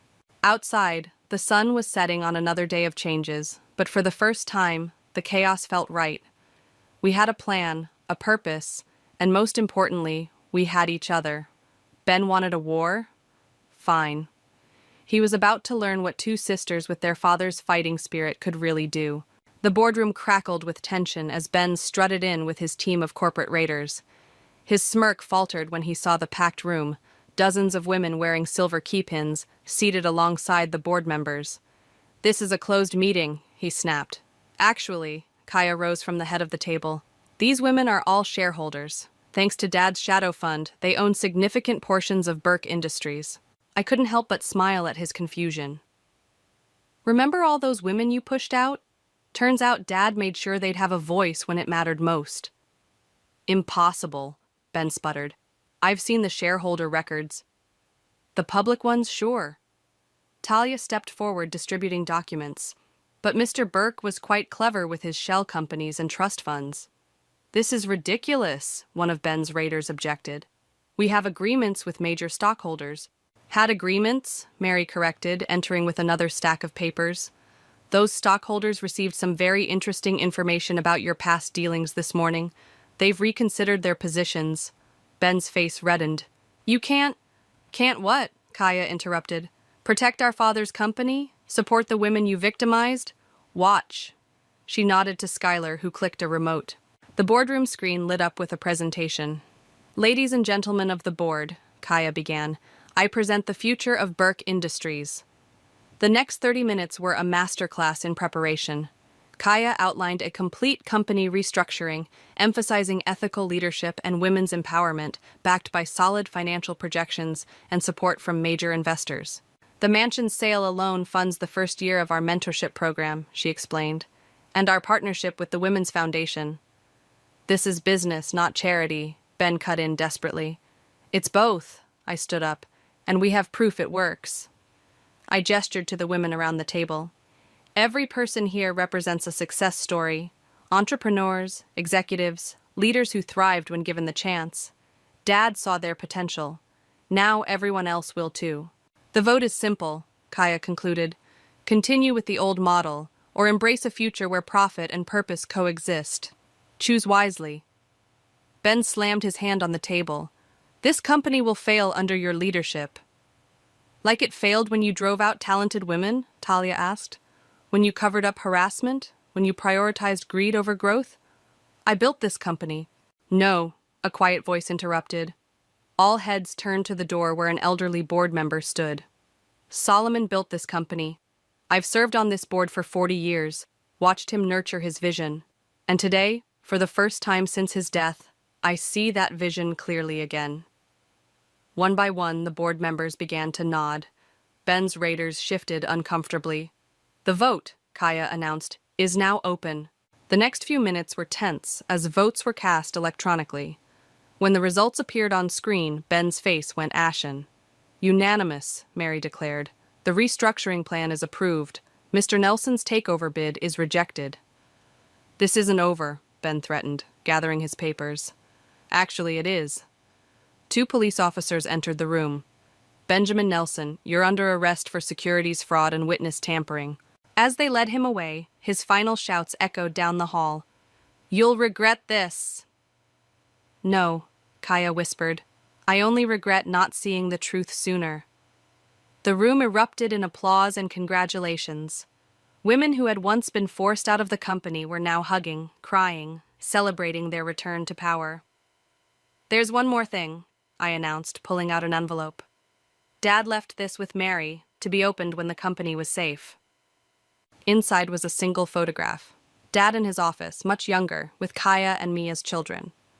We were both wearing plastic toy keys as necklaces, playing at being business ladies.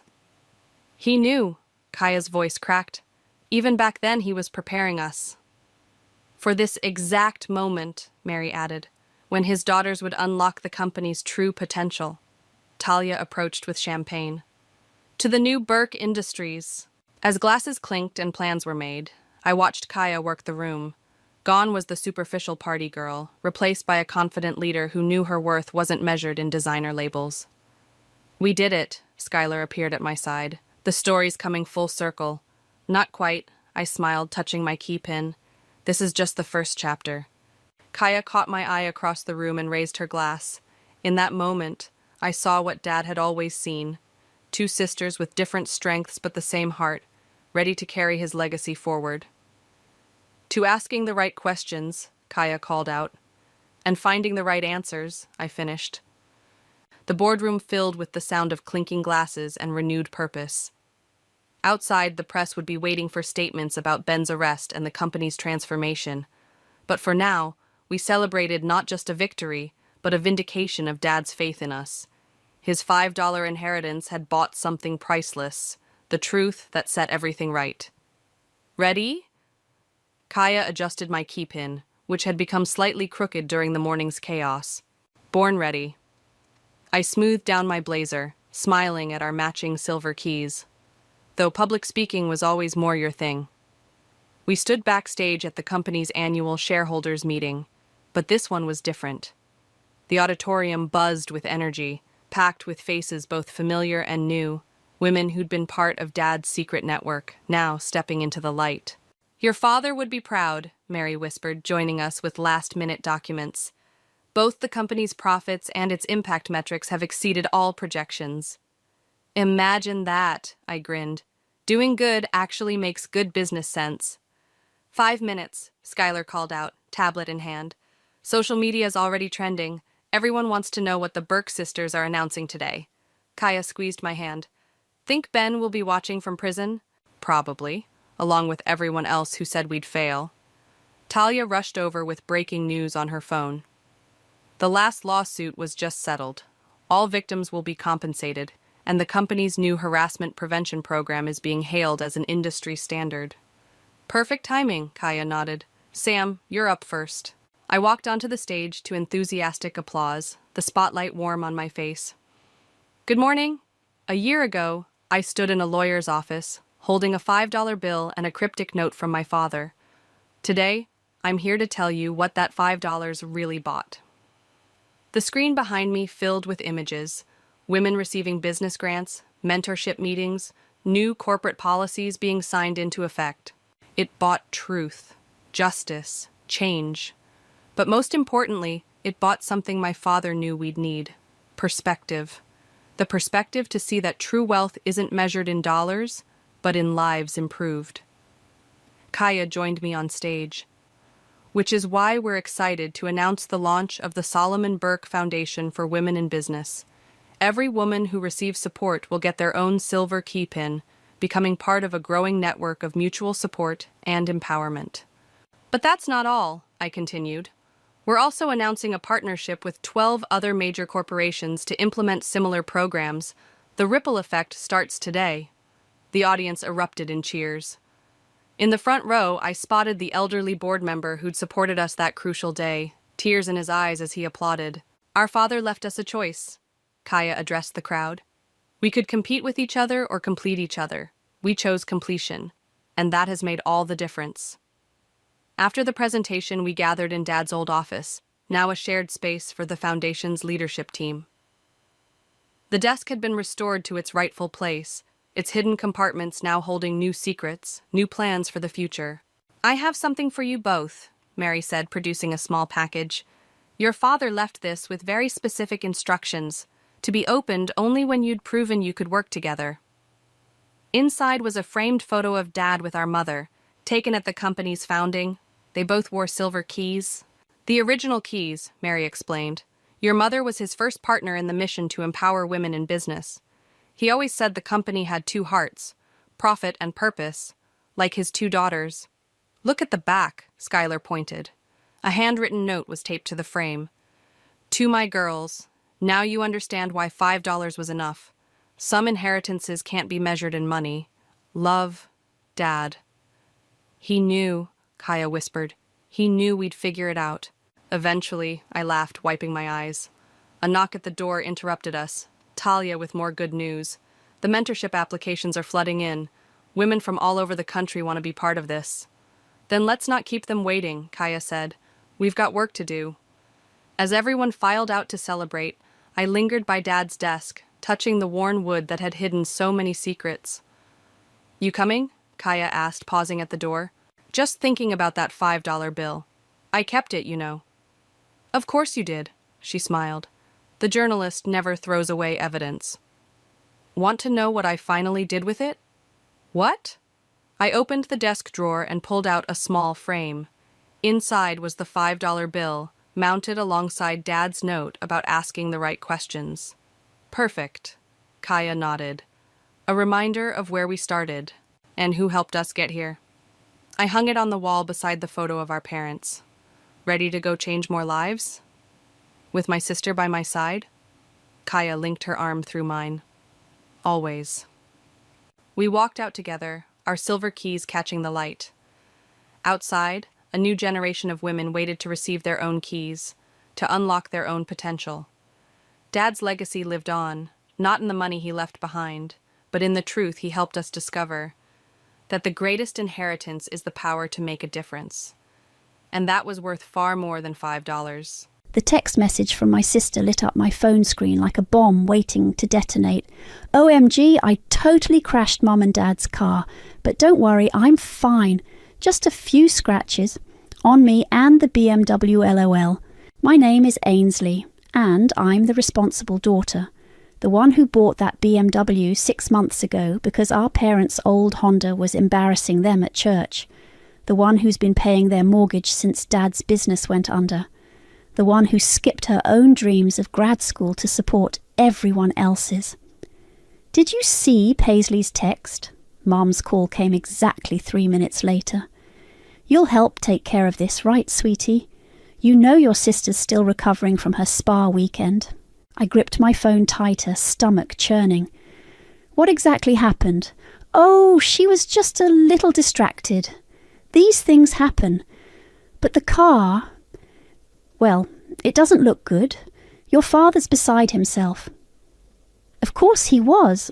Just last week at my birthday dinner, Dad had proudly announced how I was such a blessing for handling all the bills. Meanwhile, they'd gifted Paisley a designer handbag to match the one they'd bought her last month. I'm at work, Mom. I'll call you later. I hung up before she could protest. My best friend Naomi's head popped over our shared cubicle wall. Everything okay? You look like you're about to throw that phone through a window. Paisley crashed the car I bought them. I showed her the growing stream of family chat messages. Paisley sending crying emojis. Mom asking when I could look at repair quotes. Dad's stern, we need to discuss this as a family. Girl, no. Naomi shook her head. Tell them to use their insurance. They let it lapse last month. Guess who they asked to renew it? And did you? I pulled up my banking app, scrolling through recent transactions. It's scheduled for next week. I was waiting for my bonus.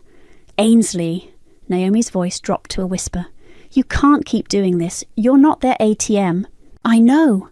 But did I? Last Christmas, I drained my savings to cover Paisley's credit card debt.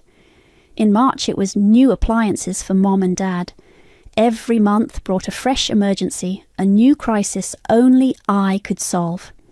My phone buzzed again. A photo from Paisley. The BMW's crumpled front end, followed by a string of sobbing emojis. Need you, sis! Don't know what I'd do without you. I stared at the screen, remembering last week's birthday dinner. I'd arrived late after a client meeting, still in my work clothes. Mum had barely looked up from fawning over Paisley's new highlights. Sorry we didn't get you anything, sweetie, she'd said, passing me a slice of store-bought cake. But you understand, right? Paisley needed that bag for her Instagram. I'd nodded, swallowed my pride along with the dry cake, just like I always did. Earth to Ainsley, Naomi snapped her fingers. Your sister's calling. I declined the call. Opened my bottom drawer instead, pulling out a worn leather notebook. What's that? Something I started 6 months ago. I flipped it open, revealing neat columns of dates and dollar amounts. Every loan, every gift, every guilt trip. I've been keeping track. Naomi's eyes widened. That's a lot of money. Yeah. I added today's date, drew a thick line underneath. And I think I'm done. My phone lit up again, a group text from Mum. Family meeting tonight. Ainsley, we need to discuss your sister's future. She's very fragile right now. Naomi read over my shoulder. Please tell me you're not going. I thought about my notebook, about the promotion I'd turned down because it would mean less time for family obligations. About Barrett, the guy I'd been dating until Paisley's latest crisis demanded all my attention. Oh, I'm going. I tucked the notebook into my bag. But this time, I'm bringing receipts. What are you planning? I smiled, feeling something shift inside me, like a door finally closing or maybe opening. Let's just say I'm done being the family ATM. They want a meeting? Fine, but they're not going to like what I have to say. My phone buzzed one last time. Paisley again. Found the perfect replacement car. Can't wait to show you tonight. You're the best sister ever. I turned my phone face down, opened my laptop and started typing. If they wanted to talk numbers, I had 28 years' worth ready to go. Naomi watched me with growing concern. "You okay?" "No," I admitted, "but I will be."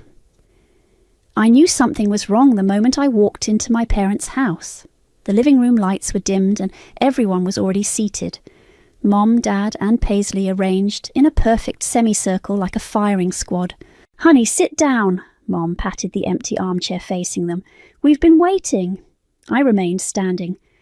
"I have an early meeting tomorrow. Can we make this quick? This is important, Ainsley." Dad's voice carried that familiar stern tone, the one that used to make me snap to attention. "Your sister needs you."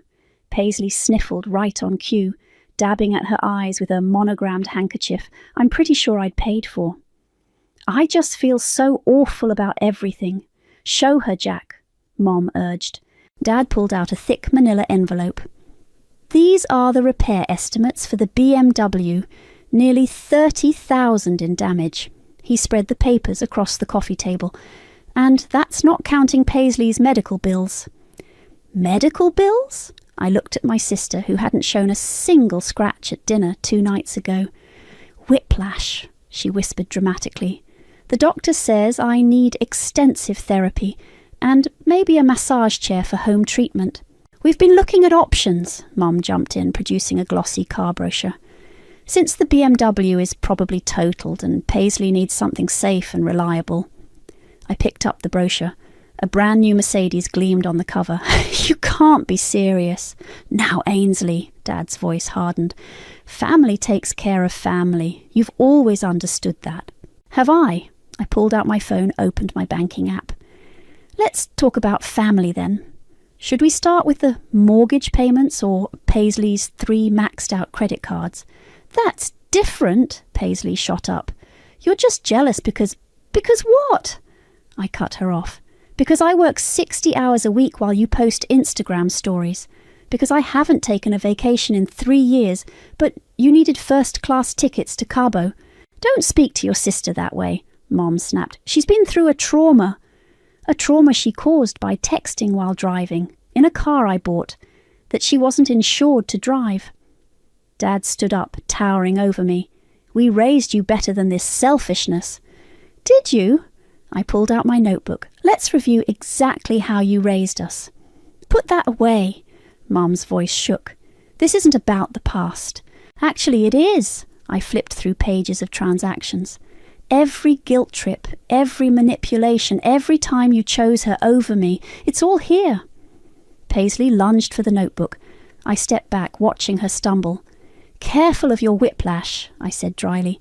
"You're horrible." She burst into tears. "Mom, Dad, make her help me." "Of course we will, sweetie." Mom rushed to comfort her. "Ainsley's just tired from work. She'll come around." "No." The word felt strange in my mouth, foreign but freeing. "I won't." "What did you say?" Dad's face reddened. "I said no. No to the car. No to the medical bills. No to all of it." "You can't do this to me," Paisley shrieked. "I already told everyone about the Mercedes." "Of course you did." I headed for the door. But that's not my problem anymore." "If you walk out that door," Dad called after me, "don't bother coming back." I turned, met his gaze. "Is that supposed to be a threat? You've been taking from me for years. What exactly would I be losing?" "Your family!" Mom cried. "We're your family." "No." I clutched my notebook tighter. "You're my burden, and I'm done carrying it." Paisley's voice followed me down the hallway.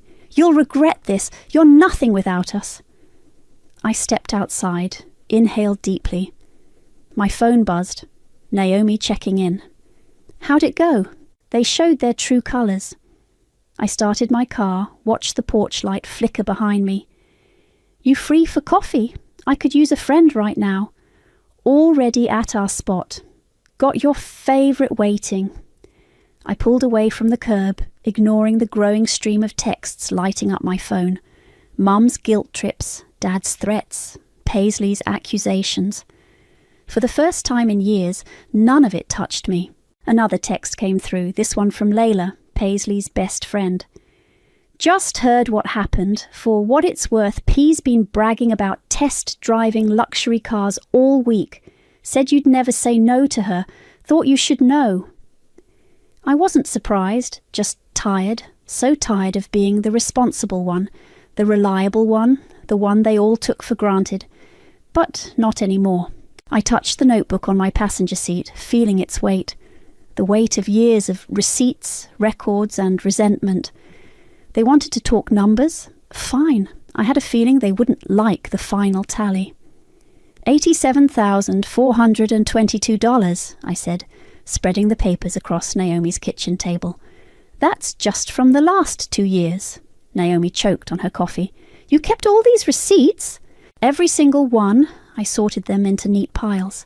Credit card payments, car loans, mortgage assistance, emergency shopping trips. Emergency shopping trips. Paisley's definition of emergency is very broad. I held up a receipt. Like this one, $3,000 at Nordstrom because she had nothing to wear to a brunch. My phone buzzed for the 100th time. Mum again. Your sister's crying herself sick. How can you be so cruel? Turn it off, Naomi suggested. But another call came through. A number I hadn't seen in months. Barrett?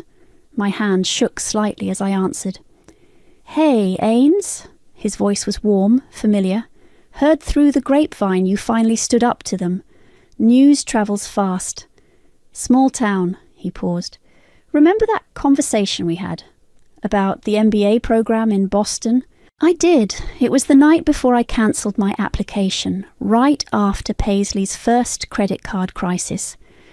Barrett had begged me not to give up my dreams. I'd promised him it was just temporary. That was 18 months ago. He'd moved on shortly after, tired of competing with my family's constant emergencies.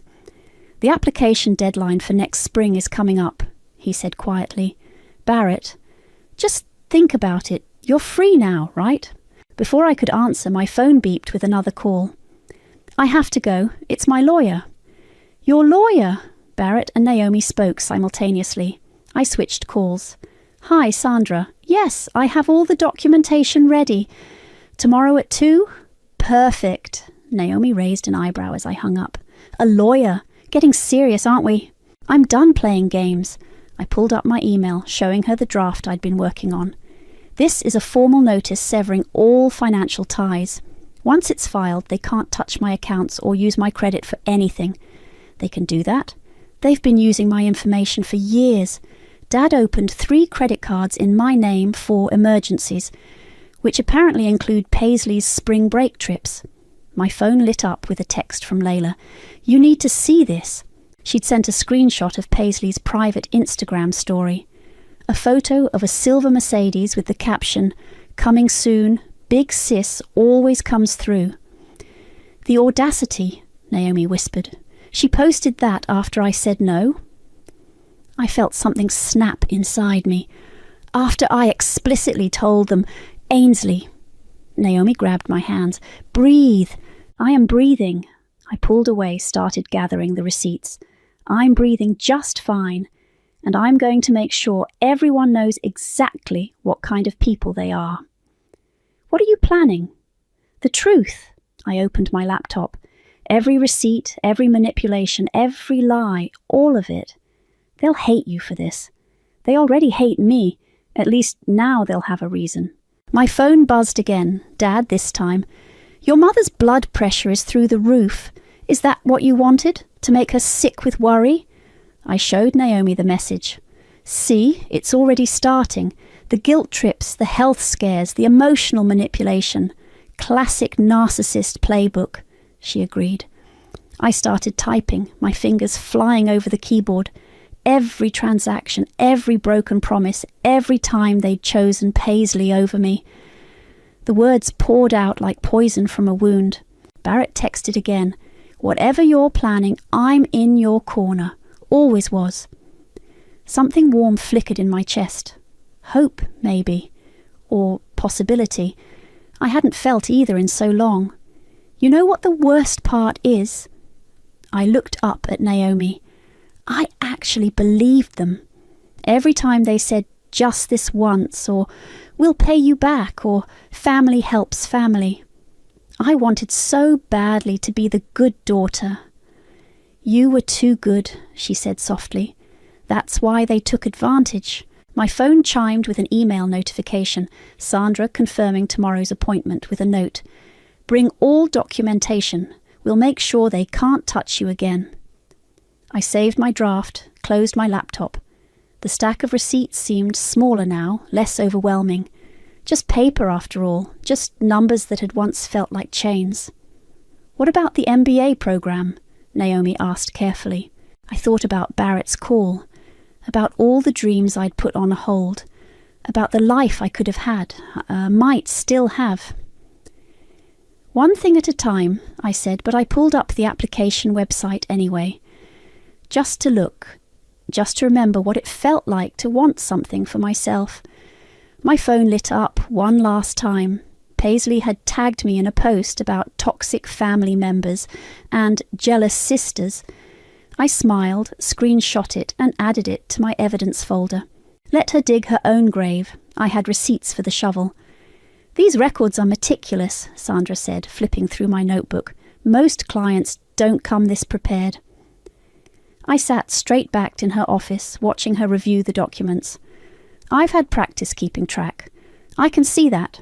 She held up a bank statement. And you say they opened these credit cards without your permission.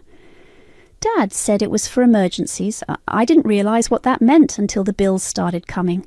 Sandra made notes on her legal pad. This is identity theft, Ainsley. We could press charges. I don't want to send them to jail. I twisted my hands in my lap. I just want them to stop. Sometimes the threat is enough. She pulled out a thick document. This cease and desist letter will make our position clear.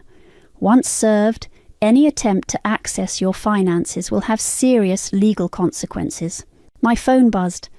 Mum's text read, Family dinner Saturday, non-negotiable. We need to discuss your attitude.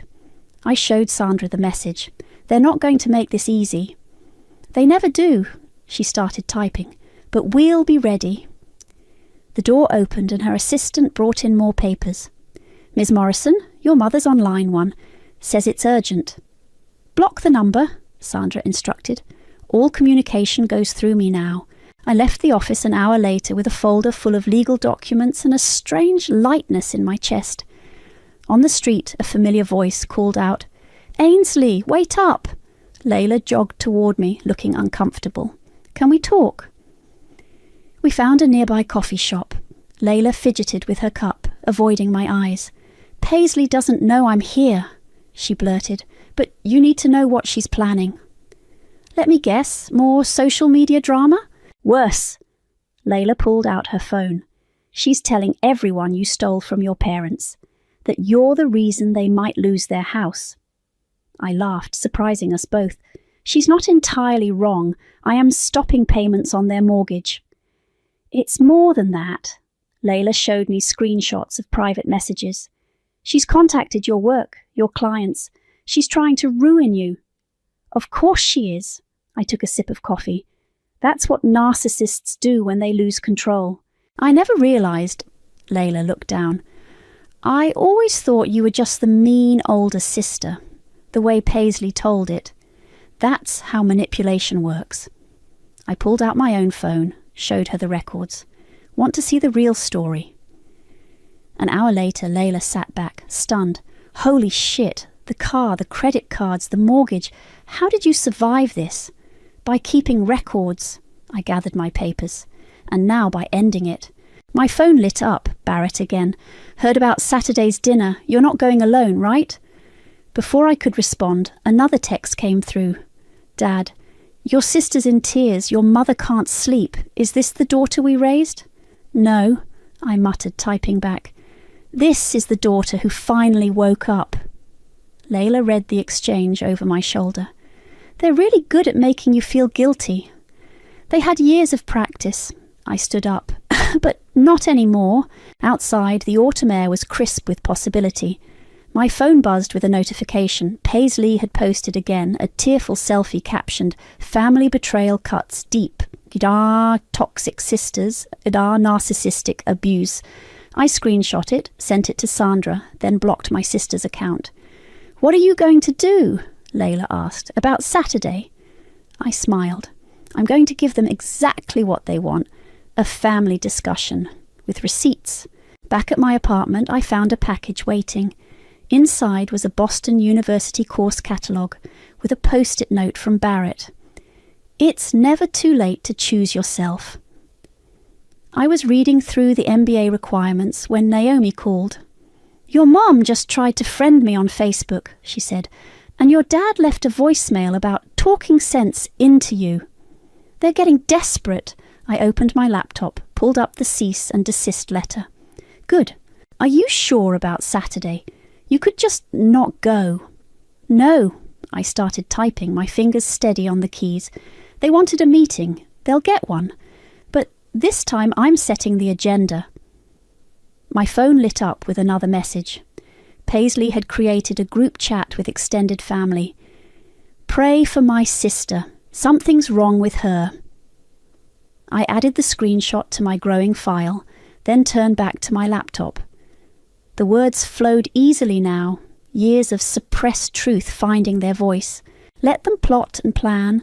Let them spin their stories and play their games. I had something better than manipulation. I had proof. And on Saturday, they'd learn exactly what that meant. You look like you're going to war, Naomi said, watching me get ready for dinner. Not a family meal. Same thing, isn't it? I smoothed down my black blazer, checked my reflection. Professional, untouchable, perfect. My phone buzzed with updates from Layla. Your mum's been cooking all day. Paisley's here too, practicing her crying face in the bathroom. Of course she is. I picked up my briefcase. Not the usual folder, but a proper leather case filled with documents. How's the audience? Full house. Your Aunt Maria's here. Uncle Pete. Even your cousin Sarah flew in. Exactly as I'd expected. They'd gathered reinforcements, prepared their stage, set their trap. Too bad I'd seen it coming. Barrett called as I was heading out. Still want me on standby? Just in case. I locked my apartment door, but I need to do this alone. You're not alone, he said quietly. Not anymore. I touched the acceptance letter in my briefcase, the one from Boston University, already signed and ready to mail. I know. Naomi walked me to my car. Remember the signal if you need an emergency exit. 3 quick texts, but I won't need it. I started the engine. This ends tonight. The drive to my parents' house was familiar. Too familiar. How many times had I made this trip, rushing to solve another crisis, fix another problem, empty another account? Never again. I parked behind Aunt Maria's SUV, noting the full driveway. 7 cars. 7 witnesses to whatever show my family had planned. Layla met me at the door. They're all in the dining room. Your mom made your favourite pasta. No, she made Paisley's favourite pasta and pretended it was mine. I straightened my shoulders. Like always. The house smelled of garlic and manipulation. Voices drifted from the dining room. Paisley's dramatic sniffles, Mum's concerned murmurs, Dad's controlled anger. There she is, Aunt Maria called as I entered. We've been so worried about you, dear. I took in the scene. They'd arranged the seating perfectly, Paisley at the head of the table looking fragile in an oversized sweater. Mom and Dad flanking her like guards. The relatives spread out strategically, ready to pile on. Ainsley, Dad's voice carried that familiar warning tone. Sit down, we need to talk. Yes. I set my briefcase on the table. We do. Sweetie, Mom reached for my hand. I stepped back. We're all here because we love you. We're worried about your behaviour. My behaviour? I smiled. Let's talk about behaviour. Don't start, Paisley whimpered. I can't take any more of your cruelty. I opened my briefcase, removed the first document. Interesting choice of words. Let's discuss cruelty. Now listen here, Uncle Pete started, but I cut him off. No, you listen, I placed the paper in front of him. That's a credit report showing 3 cards opened in my name without my consent. Federal crime, by the way. That was for family emergencies. Dad stood up. Like these? I pulled out more papers. Paisley's spa weekends, her shopping sprees, the car she crashed while texting. Stop it, Paisley wailed. Mum, make us stop. I'm just getting started. I laid out document after document.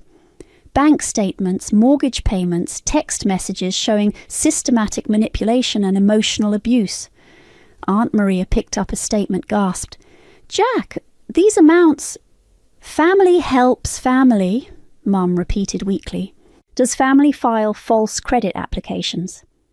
I produced the legal documents. Does family drain their daughter's accounts while funding another's luxury lifestyle?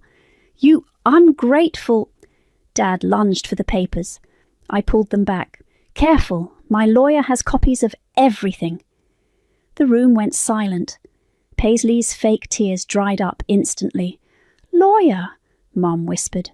Sandra sends her regards. She's very interested in the identity theft angle. You wouldn't, Paisley hissed. We're family. No. I placed the cease and desist letter in the centre of the table. We're done. Ainsley, Uncle Pete looked pale. Surely we can discuss this. I've got an MBA acceptance letter in here too. I patted my briefcase. And a new job offer. In Boston. Boston? Mum's voice cracked. But who'll take care of a... Not my problem anymore. I stood up. The letter explains everything. Any attempt to access my accounts will result in legal action. Any harassment will be documented. You can't do this to us, Paisley shrieked. Watch me. I walked toward the door, stopped, turned back. Oh, and Paisley, the Mercedes dealership called. They're wondering about that down payment you promised. Good luck with that. The explosion behind me was spectacular. Paisley's screams, Mom's sobs, Dad's threats. But I didn't look back. My phone buzzed as I reached my car. Barrett. Done? Done, I replied, feeling lighter than I had in years. Want to get coffee and help me apartment hunt in Boston? The future stretched out before me, wide open and gloriously free of family obligations. Time to start living it. The fallout was nuclear. Within hours, my phone exploded with messages from relatives I hadn't heard from in years. Cousin Sarah called me heartless. Uncle Pete demanded explanations. Aunt Maria switched sides hourly, torn between shock at my parents' actions and horror at my betrayal. Your mother's in the hospital, Dad texted at midnight. I hope you're happy. I showed Barrett the message over coffee the next morning. Right on schedule, the medical emergency card. Is she really in the hospital? Probably just went to urgent care for her blood pressure again. I stirred my latte. It's their favourite tactic when guilt trips fail. My phone lit up with Layla's call. You need to see this. Paisley's lost it. She sent me a screen recording of Paisley's Instagram live. My sister, mascara artfully smeared, was spinning a dramatic tale of abandonment and abuse. My own sister, she sobbed to her followers. She's trying to destroy our family after everything we've done for her. Everything they've done for you, Barrett scoffed. That's rich. Wait for it, I said. Right on cue, Paisley pulled out a GoFundMe link. My parents might lose their house because of her, if anyone can help. Wow, Barrett whistled. She works fast. Not fast enough. I forwarded the video to Sandra. Fraud is still fraud, even on GoFundMe. My phone buzzed again, Mum calling from an unknown number. I declined it. You okay? Barrett reached across the table. Better than okay. I pulled out my laptop, showed him the Boston apartment listings I'd bookmarked. I'm free. A commotion outside the coffee shop caught our attention. Through the window I saw Paisley storming toward the entrance, Layla trying to hold her back. Incoming, Barrett warned. The door chimed. Paisley burst in, face red. How dare you? Other customers turned to stare. I kept my voice level. This is a public place, Paisley. Let's not make a scene. A scene? She laughed hysterically. You want to talk about scenes? Mum's in the hospital because of you. Urgent care or emergency room this time. You think this is funny? She slammed her hands on our table. They're freezing the accounts. The mortgage payment bounced. That tends to happen when you stop paying them. They'll lose everything. No, I corrected. They'll lose what they never earned. There's a difference. Layla finally caught up, looking apologetic. I tried to stop her. It's fine. I started packing up my laptop. We were just leaving. To go where? Paisley blocked my path. To Boston, running away like a coward. Actually, I'm meeting with the fraud department at the bank. I checked my watch. Want to come? We can discuss those credit cards Dad opened in my name. The colour drained from her face. You wouldn't. Try me. We're family, she whispered, but the words sounded hollow now. Family doesn't steal from family. I shouldered my bag. Family doesn't manipulate and gaslight and drain their daughter's accounts for 28 years. I'll tell everyone what you did. You mean what you did? I pulled out my phone, played a video, Paisley bragging to Layla about manipulating me for money. I've got receipts for everything, sis. Want to compare notes? She turned to Layla, betrayal in her eyes. You recorded me? Someone had to tell the truth, Layla said quietly. Paisley's face crumpled, real tears this time, not the performative ones she was famous for. What am I supposed to do now? Get a job? Barrett suggested. Like everyone else? My phone buzzed with another update from Sandra. GoFundMe's been reported and removed. Your parents are attempting to dispute the cease and desist. Would you like to proceed with a legal action? I showed Paisley the message. Ball's in your court, sis. Keep pushing and I'll push back harder. You've ruined everything, she spat. No. I met her gaze steadily. I just stopped letting you ruin me. She stormed out, nearly knocking over a barista. Layla lingered. The Mercedes dealership called her this morning, she said. She'd already picked out custom features. Not my problem anymore. I turned to Barrett. Ready to look at apartments? He grinned. Lead the way. Outside, my phone lit up with notifications.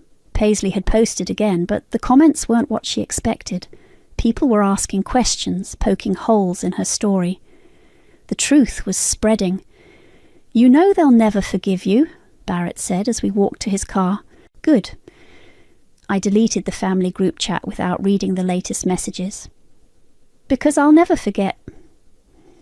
The morning sun felt warm on my face, or maybe that was just the feeling of freedom. Either way, I wasn't looking back. Let them rage and plot and play victim. I had a life to build, and for the first time, it was going to be mine alone. The bank meeting was interrupted by a commotion in the lobby. Through the glass walls of the conference room, I watched my father being escorted out by security, his face purple with rage. Well, Sandra said dryly, that was predictable. The fraud investigator, Marcus, shuffled his papers. Should we continue? Please, I straightened in my chair. He's just proving my point. My phone vibrated. Aunt Maria had posted a lengthy Facebook status about family loyalty and ungrateful children. The comments section was a battlefield between relatives taking sides. These credit card applications, Marcus held up several documents, they're clearly forged. Your father didn't even try to match your signature. He didn't think he had to. I showed him the text messages. See? Family emergency. That was his excuse for everything. Sandra's assistant knocked and entered. Ms. Morrison, your sister's outside with a police officer. She's claiming theft. Perfect timing. Sandra pulled out another file. Let's invite them in. Paisley strutted in, flanked by a tired-looking officer. Her confidence faltered when she saw the bank's legal team. This woman stole from our parents, she announced, pointing at me. I want her arrested. Interesting accusation. Sandra spread out the credit card statements. Officer, would you like to see who actually committed fraud? The officer reviewed the documents, his expression darkening. Miss, these cards were opened fraudulently in your sister's name. That's not... Paisley's voice cracked. Daddy said it was legal. Your father lied, Marcus pushed forward more papers. We have evidence of systematic financial abuse spanning years. Paisley's phone buzzed. She checked it, went pale. The Mercedes dealership is threatening to sue. Not my problem. I gathered my documents. Neither are Mom's hospital bills. She's really sick this time, Paisley insisted. The stress of getting caught, Sandra interjected. Let's be accurate. The officer cleared his throat. Mum, do you want to press charges? I looked at Paisley, really looked at her. My little sister, the golden child, now trembling in her designer clothes that I'd probably paid for. Not yet. I stood up. Consider this a warning, Paisley. Walk away now, or the next meeting will be in court. You can't do this, but her voice had lost its certainty. What about Mom and Dad? Their house? They have options. I headed for the door. They can sell the house, get jobs, live within their means, like normal people. We're not normal people. We're family. I turned back. No, we're strangers who share DNA, and that's not enough anymore. Outside the bank, Barrett was waiting. How'd it go? Dad got escorted out. Paisley tried to have me arrested. Mom's supposedly dying in the hospital again. I checked my phone. Oh, and Aunt Maria's calling me Satan on Facebook. So, better than expected? Actually, yes. I showed him the email from Boston University. My deposit's been accepted. Classes start in January. Look at you, planning a future. He smiled. Want to celebrate? My phone lit up with an unknown number. Mom calling from yet another line. I declined it, then blocked it. You know what? Yes! I took Barrett's hand. Let's celebrate. We were halfway to dinner when Layla called, panicked. They're at your apartment, your parents and Paisley. They're causing a scene. Good thing I'm not there. I'd seen this coming, moved my important documents to a safety deposit box days ago. Are the police involved? Your neighbour called them. Paisley's screaming about family betrayal. Your mum's having another episode. Record everything, I instructed. Sandra will need it. Barrett squeezed my hand. You're handling this really well. I've had years of practice. I turned off my phone. And now I'm done practicing. Over dinner, we planned my move to Boston. New apartment, new city, new life. No more emergency calls, no more guilt trips, no more draining my accounts to fund someone else's dreams. They'll try to follow you, Barrett warned. Let them try. I sipped my wine. I've got restraining orders ready to file. My backup phone, the one only Sandra and Naomi had the number to, buzzed with an update. The police had cleared my apartment. Dad was cited for disturbing the peace. Mom's episode miraculously resolved once the ambulance arrived. Paisley was posting dramatic selfies from my building's parking lot. Want to know the crazy part? I showed Barrett the latest family group text, forwarded by Layla. They still think they can fix this, that I'll cave if they push hard enough. Will you? No. I pulled out the Boston acceptance letter, ran my fingers over the embossed logo. I'm choosing me this time. Outside, the city lights sparkled with possibility. My phone would be full of threats and guilt trips tomorrow, but for now, I was free. Sometimes the best revenge isn't what you do to others. It's what you finally do for yourself. And I was just getting started. Your apartment's ready, Barrett said, setting down the last box in my new Boston living room. How does freedom feel? Before I could answer, my backup phone buzzed. Naomi's text read, "You need to see this." She'd sent a link to Paisley's latest Instagram post, a tearful video filmed in our parents' kitchen. The furniture was gone, replaced by stacked moving boxes. "They're really selling the house," I murmured. "Actions have consequences," Barrett said. "Even for them." My laptop pinged with an email from Sandra. "Cease and desist successful. Credit fraud investigation proceeding. Your parents are requesting a meeting." "No," I typed back. They had 28 years of meetings. Layla called next. "Your mom's telling everyone you abandoned them. But people are asking questions now about the credit cards, the missing money, everything. Let them ask. I unpacked my coffee maker, the first purchase I'd made just for me. The truth was always there. They just didn't want to see it. Paisley got rejected for an apartment today, Layla continued. Bad credit. She's freaking out. Imagine that, I said dryly. Actions having consequences. Barrett helped me arrange my new furniture. All simple, practical pieces I'd chosen myself. No gilt mirrors like Mom preferred. No designer labels like Paisley demanded. Just clean lines and clear boundaries. My work phone lit up with a message from my new boss in Boston. Team's excited to meet you Monday. Corner office is ready. Speaking of consequences, Barrett nodded at my phone. Some are pretty good. A knock at the door made us both freeze. I checked the security camera I'd installed, just Naomi carrying champagne. Housewarming time, she breezed in, hugging me. Also, updates from home. Want the highlight reel?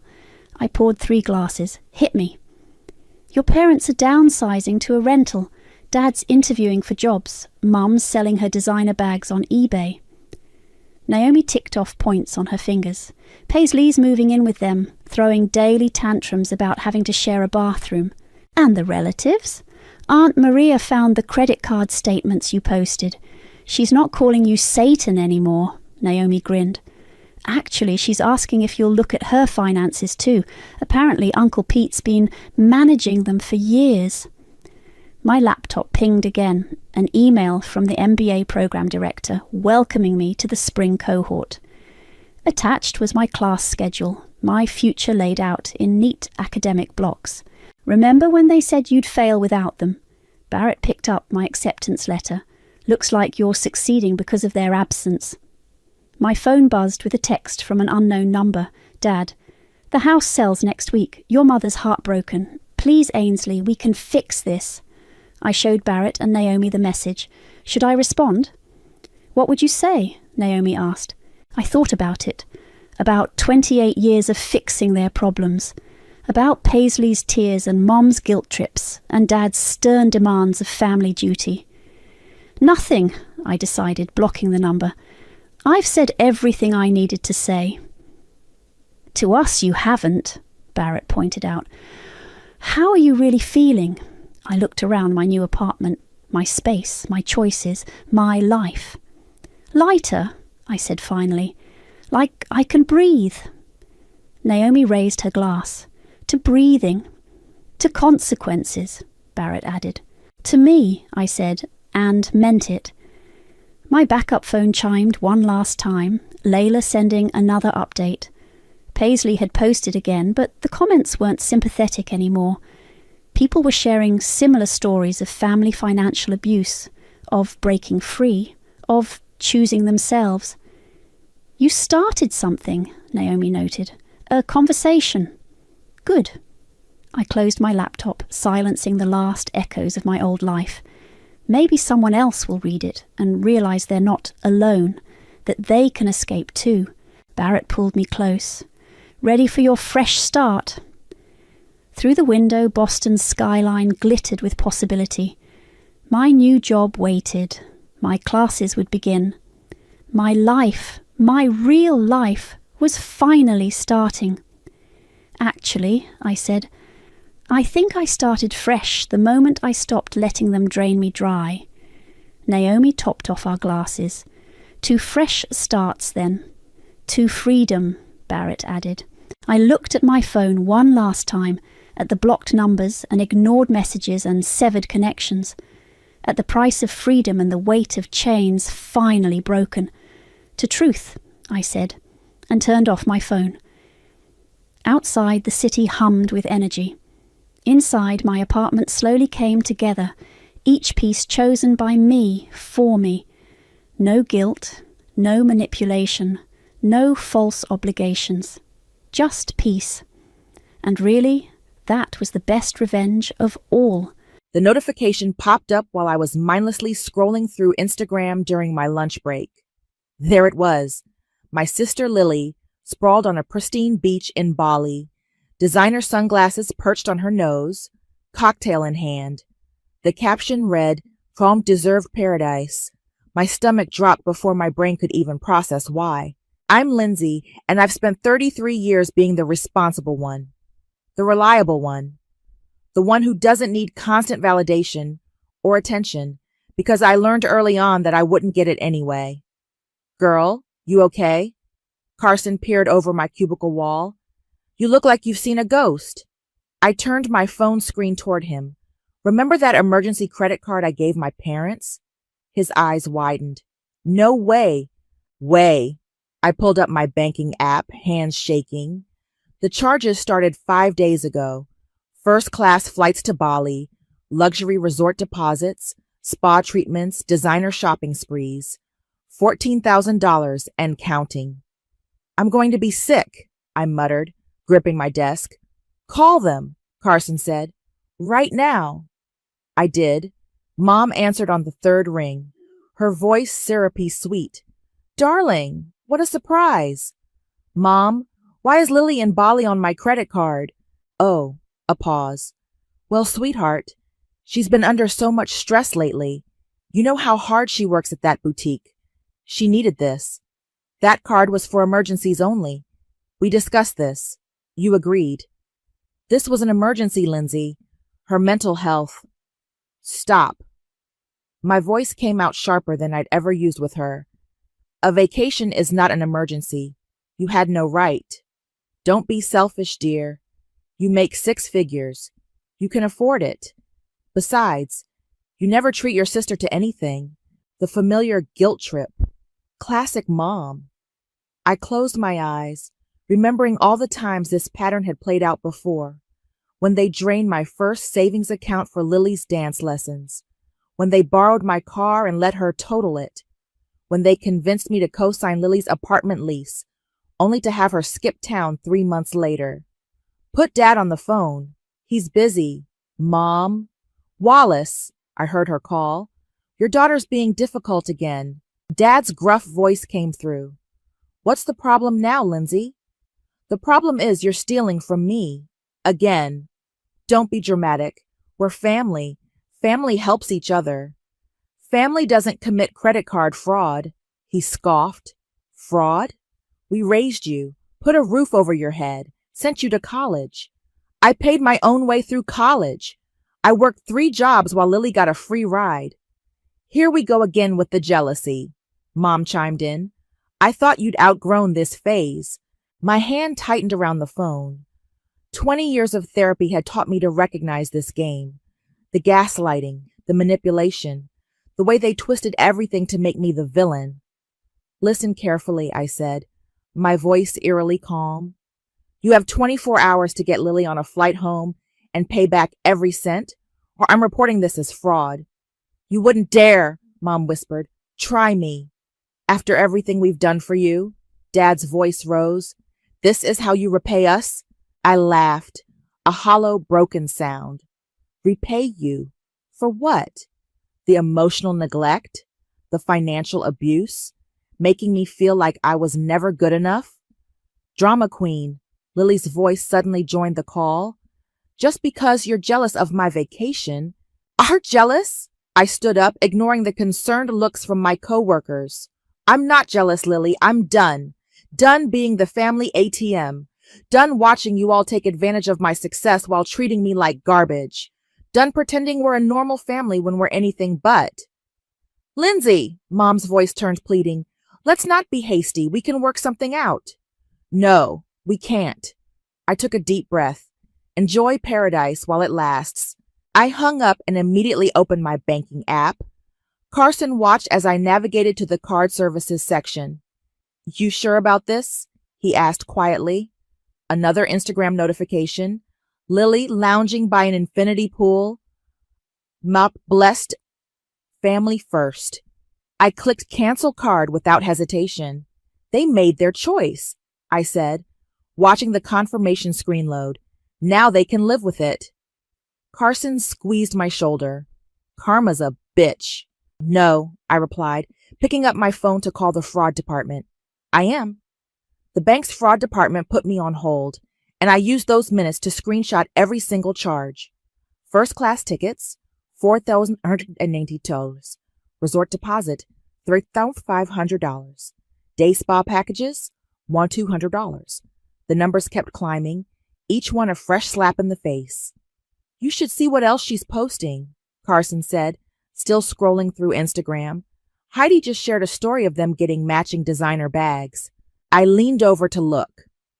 There was my sister, holding up a cream-colored leather bag that probably cost more than my monthly mortgage payment. The caption read, "Shopping therapy with my bestie. Thanks, Mom and Dad, for the early birthday surprise." The hold music cut off. "This is Max from the fraud department. How can I assist you today?"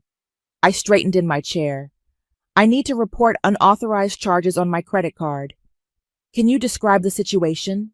"I gave my parents an emergency-only credit card. They're currently using it to fund my sister's luxury vacation in Bali. I never authorized this. I see the charges here." Keys clicked in the background. "That's substantial spending. Have you contacted the cardholders?" "Yes. They refuse to stop or pay it back." "And you want to press charges?" The question hung in the air. Carson raised an eyebrow at me. "Yes," I said firmly. "I want to press charges." Max's tone turned professional. "I'll freeze the card immediately and open an investigation. You'll need to file a formal dispute for each charge. Given the amount and relationship involved, this may lead to criminal proceedings. Are you prepared for that?" "Absolutely." My phone buzzed with texts while Max walked me through the procedure. I ignored them all. "The card is now frozen," Max said. "Any pending charges will be declined. I'm sending you dispute forms now. Please complete them within 24 hours. "Thank you." I hung up and finally looked at my messages. "Mom, Lindsay, the card isn't working. Fix it immediately." "Mom, this is childish behavior." "Mom, your sister is stranded." "Lily, WTF? My spa appointment was rejected." "Dad, call me now." "They're panicking," I told Carson, showing him the messages. "Good," he said. "Let them squirm." My phone rang. Dad again. I answered and put it on speaker. "What the hell do you think you're doing?" he demanded. "Exactly what I said I would. The card is canceled and I've reported it as fraud." "You ungrateful little—" He caught himself. "Do you have any idea what this will do to our credit?" "Probably the same thing you did to mine when I was 17, I shot back. "Remember that credit card you opened in my name? The one I didn't know about until collectors started calling? That was different." "How? How was it different?" "We needed it for Lily's dance competition." "Of course you did." I laughed bitterly. "It's always about Lily," Mom's voice cut in. "The hotel is threatening to call the police if we don't pay. Is that what you want? Your sister in a foreign jail?" "Should have thought about that before stealing from me." "We didn't steal," Lily shrieked in the background. "Mom and Dad said it was okay." "They lied, just like they always do." "Please," Mom's voice turned sugary. "We can work this out as a family. Just unfreeze the card and we'll discuss repayment when we get home." "No discussion needed. The bank's fraud department is handling it now." "You called the bank?" Dad's voice shook with rage. "After everything we've sacrificed for you—" "Sacrificed?" The word hit a nerve. "What exactly have you sacrificed? Because from where I'm sitting, I'm the only one who's ever sacrificed anything in this family." "That's not fair." "Fair?" I stood up, pacing my office. "You want to talk about fair? Was it fair when you emptied my college fund for Lily's car? Was it fair when you forged my signature on loan documents? Was it fair when you—" "Enough!" Dad roared. "You fix this right now, or you're no longer part of this family." The threat hung there, decades of manipulation distilled into 9 words. In the past, it would have worked.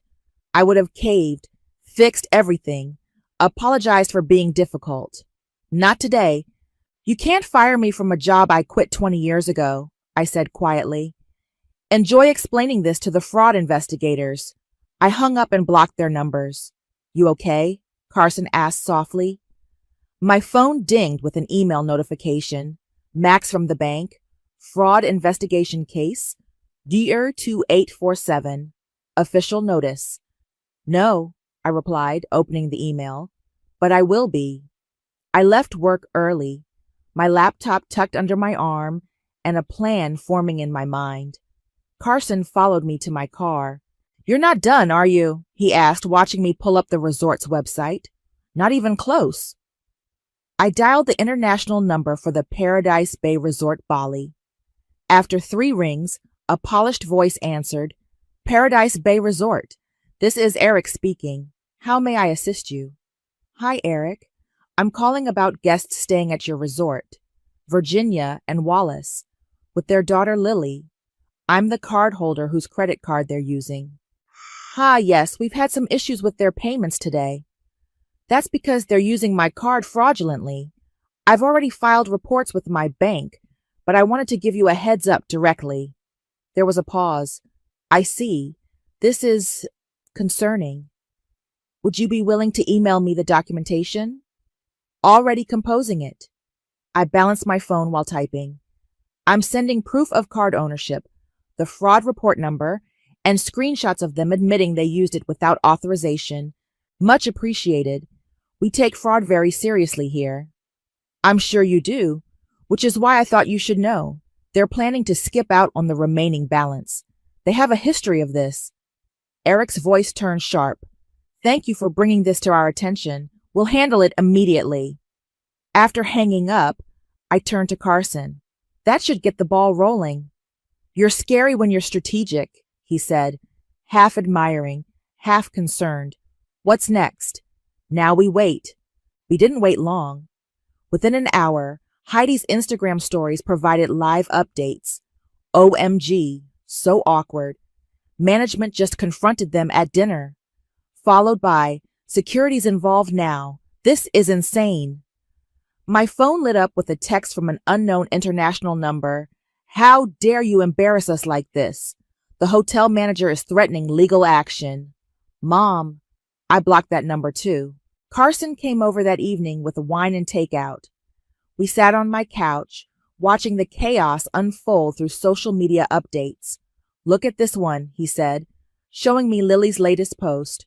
When people you trust show their true colors. Hard betrayed toxic a family.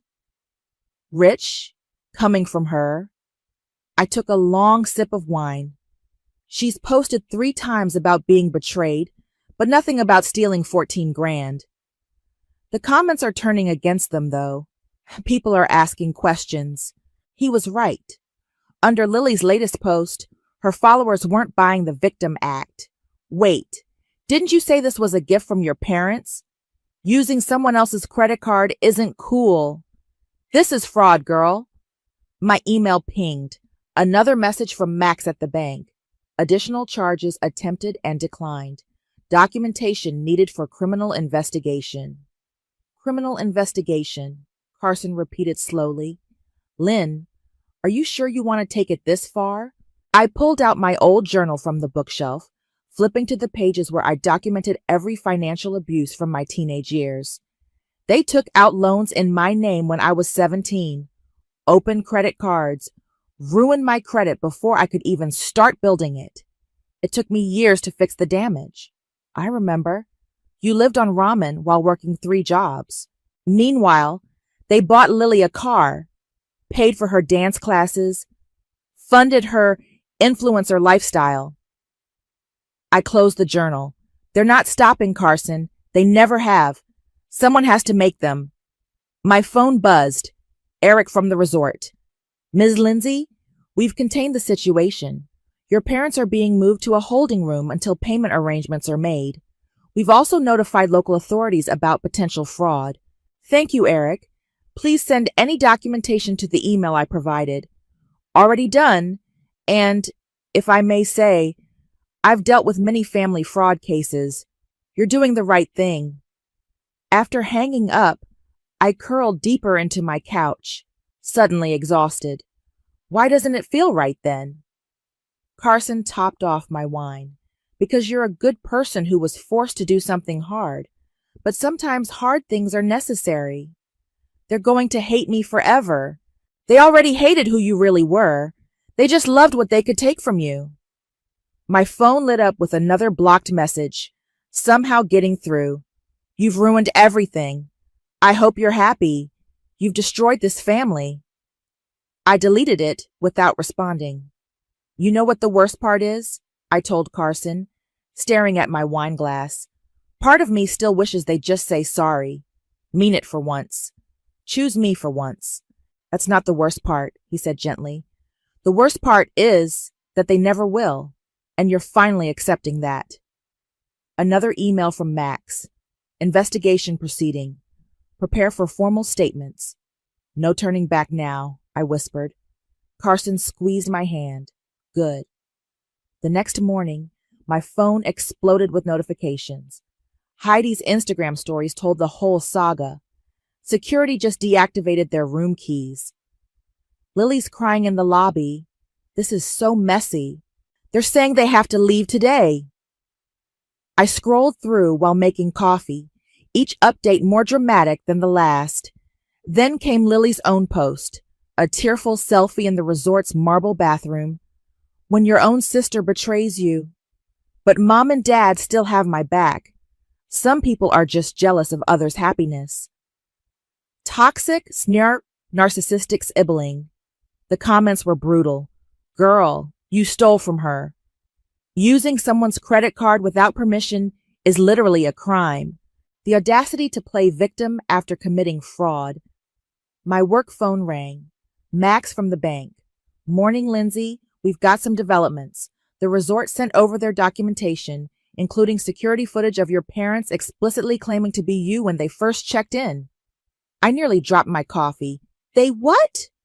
Your mother presented herself as Lindsay at check-in. That elevates this from unauthorized use to identity theft. Jesus Christ.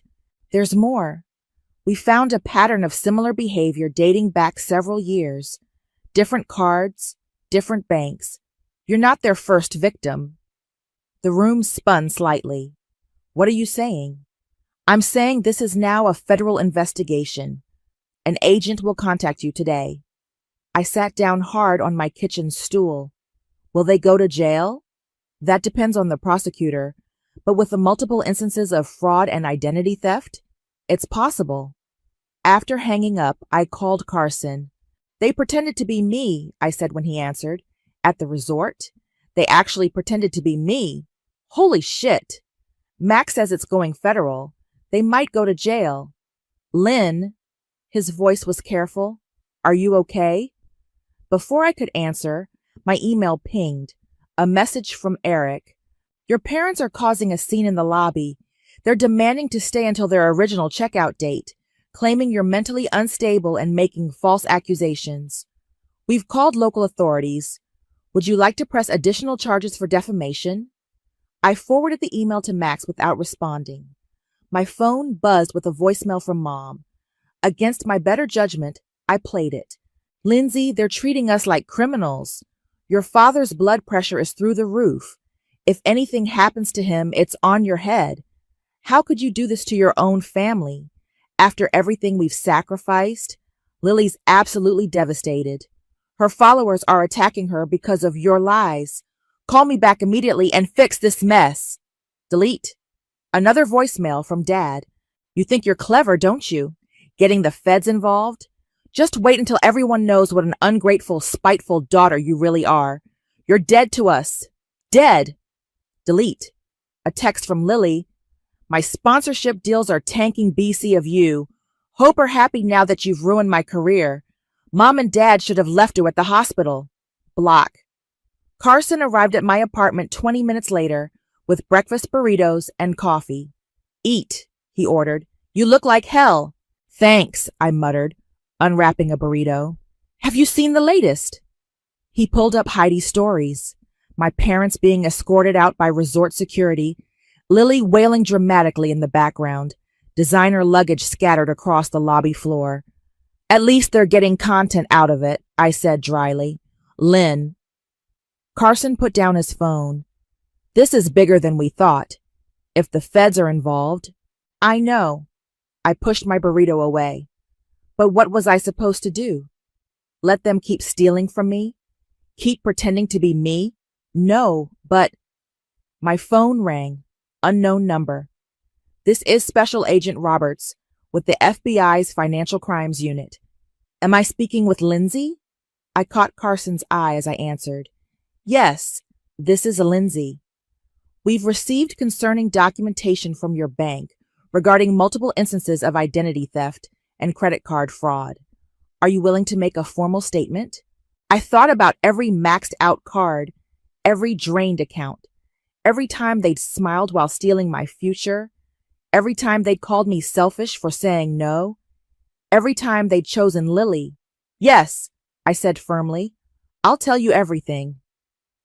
Carson reached across the table and squeezed my hand as I began to speak. On my laptop, Heidi posted one final update. Cops just showed up. This isn't about credit cards anymore. Something way bigger is happening. She had no idea. 3 days after my parents' forced exodus from Bali, a courier delivered a thick envelope to my office. Inside was a cease and desist letter from their lawyer, demanding I cease all defamatory statements and malicious actions against the family. I was still reading when Carson burst into my office. Have you seen the news? He held up his phone, showing a local news website. The headline made my stomach drop. Local influencers' parents arrested in multi-state financial fraud investigation. Holy shit, I whispered. It gets better. He scrolled down. They found evidence of at least 12 other victims. Credit card fraud, identity theft, loan scams. They've been doing this for years. My desk phone rang. Agent Roberts. Your parents were arrested this morning, she said without preamble. We found documents in their home indicating a pattern of financial fraud dating back 2 decades. Multiple victims, including several family members. I gripped the phone tighter. How much? Initial estimates suggest over $300,000. The room tilted slightly. Carson steadied my chair. We'll need you to come in, Agent Roberts continued. There's something else. We found credit applications in your name from as recently as last month. What? But I've been monitoring my credit. They hadn't submitted them yet. Looks like they were planning something big. After hanging up, I showed Carson the cease and desist letter. Guess this is pretty useless now. Lindsay! A shrill voice made us both jump. Lily stood in my office doorway, mascara streaking down her face. How could you? How could I? I stood up slowly. How could you? They're our parents. She stormed in, throwing her designer bag onto my desk. The police took Dad's passport. Mom's in jail. Everyone's talking about it online. Maybe they shouldn't have committed federal crimes. They were trying to help me, Lily shrieked. My career was taking off. I needed... You needed? I cut her off. You needed to steal from me?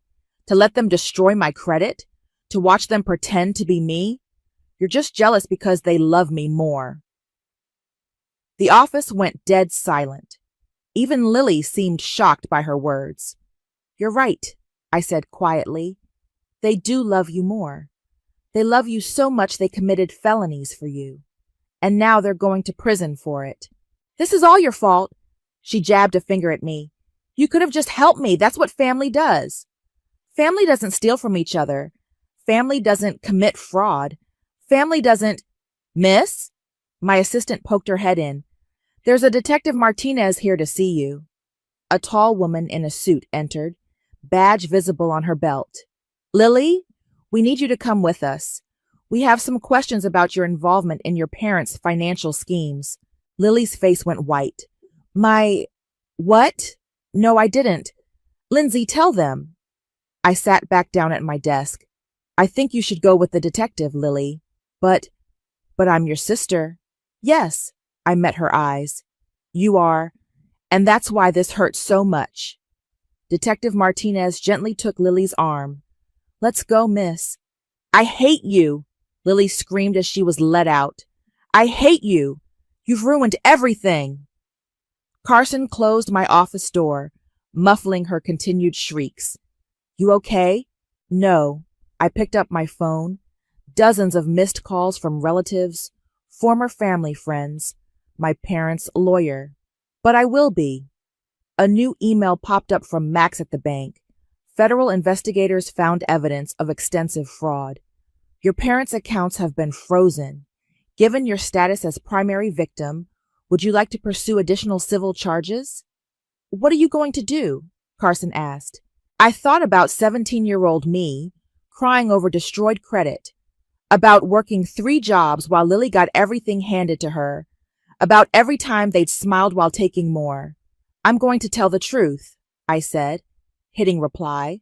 All of it. My phone buzzed with a text from Mom, somehow from a new number. We'll never forgive you for this. You've destroyed this family. I typed back one final message before blocking the number. No, Mom. You destroyed this family. I just exposed it. Carson squeezed my shoulder as I pressed send. Karma's finally catching up. Yeah, I said, watching Lily being escorted into a police car through my office window. It really is. The FBI's Financial Crimes Office was cold and sterile. Agent Roberts spread dozens of documents across the metal table while Carson sat beside me for support. These are credit card applications in your name from when you were 17. She pointed to a stack. Your mother's handwriting, your father's fingerprints. But here's where it gets interesting. She played an audio file from her laptop. Mom's voice filled the room. Of course we'll pay it back, just like we did with Lindsay's cards. She never even knew about most of them. So trusting. That girl. My hands started shaking. Carson gripped my arm. This was recorded last month, Agent Roberts explained. A wiretap from another investigation caught them planning their next scheme. They were discussing it with someone else. Who? Your sister. She slid over a transcript. Lily was more involved than we initially thought. She knew about the fraud since she was 16, sometimes helped orchestrate it. I scanned the transcript, my vision blurring. Lily, just use Lindsay's info again. She never checks her credit report anyway. Virginia, we already opened 2 cards this month. Lily, so? She makes enough to cover it. Besides, she owes me after that sponsorship deal fell through. There's more, Agent Roberts continued. We found a storage unit in your father's name. Inside were boxes of financial documents spanning 20 years. Credit cards, loans, even mortgage applications, all using stolen identities. She pushed forward more papers. Most victims were family members. Your Aunt Margaret, your cousin Robert, even your grandmother. Grandma Rose. My voice cracked. She died thinking she'd somehow racked up $50,000 in debt. They took advantage of her dementia, Agent Roberts confirmed, used her information to open multiple accounts. Carson muttered something under his breath that sounded like monsters. We need your help, Agent Roberts leaned forward. These documents prove decades of systematic fraud, but your testimony could ensure maximum sentences. Are you willing to testify? Before I could answer, my phone buzzed. A voicemail from an unknown number. I played it on speaker. Lindsay, it's Aunt Paula. I just found out about everything. I'm so sorry. I should have believed you years ago when you said something wasn't right with their spending. They did the same thing to me. Maxed out cards in my name. I was too ashamed to tell anyone. Please call me back. Delete. Another message played automatically. Hey, it's Cousin Robert. Just learned about the investigation. Can't believe they used Grandma Rose like that. She died thinking she'd failed us all. Call me if you need anything. We're all behind you. Delete. The messages kept coming. Family members, one after another, sharing similar stories. Each one a thread in a tapestry of lies and manipulation.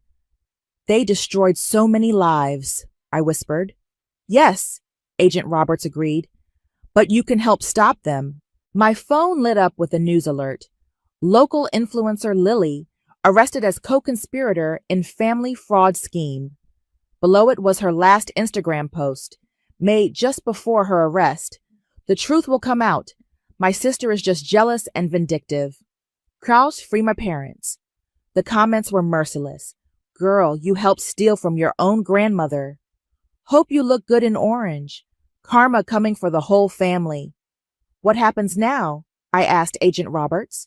With your testimony? They're looking at significant federal time.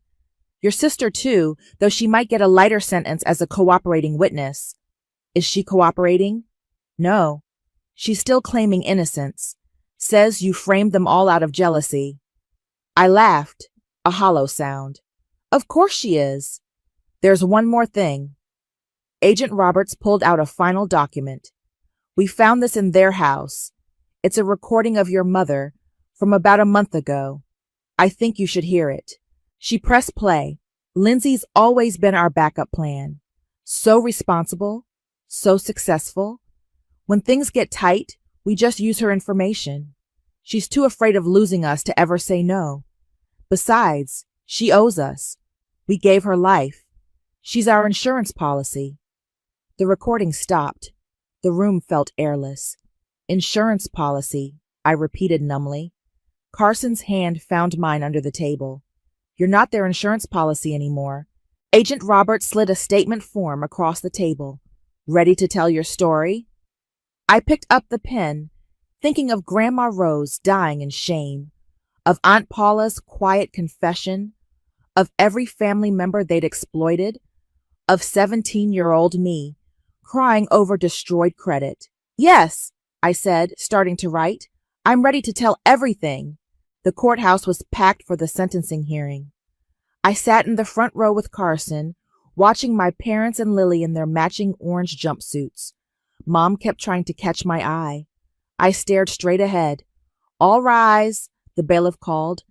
Judge Martinez took her seat, reviewing the papers before her. This is one of the most egregious cases of familial financial fraud I've seen in my 20 years on the bench. Mom started crying softly. Lily's lawyer patted her hand. The evidence shows a systematic pattern of identity theft and fraud spanning 2 decades, the judge continued. Multiple victims, all family members. The defendants preyed upon the trust and loyalty of their own relatives. Dad's attorney stood up. Your Honor, my clients recognize their mistakes. Mistakes? Judge Martinez cut him off. Mr. Wallace deliberately stole his mother's identity while she suffered from dementia. Mrs. Virginia orchestrated elaborate schemes to defraud her own daughter. And young Lily here helped target vulnerable family members for her own profit. These weren't mistakes. These were calculated crimes. The judge turned to my parents. Would you like to make a statement before sentencing? Mom stood, dabbing her eyes. Your Honor, everything we did was for our family, for our daughters. We only wanted to give Lily everything she wanted, I interrupted, standing up, while stealing from me and everyone else. Order, Judge Martinez warned, but let me continue. You stole my identity when I was 17. You destroyed Grandma Rose's final years. You betrayed every person who ever trusted you, and you're still lying about why. Mom's face hardened. We gave you everything. You gave me trauma, I shot back. You gave me trust issues. You gave me years of therapy bills. Enough. Judge Martinez banged her gavel. Mrs. Virginia, Mr. Wallace, the court sentences you each to 8 years in federal prison, plus restitution of all stolen funds. Mom collapsed into her chair. Dad's face went red. As for you, Lily, the judge continued, despite your youth, you were an active participant in these schemes. 4 years in federal prison, plus restitution. No! Lily shrieked. You can't. My followers will have to find someone else to influence, Judge Martinez finished. Bailiff, remove the defendants. As they were led away, Mom turned to me one last time. Lindsay, please, we're still your family.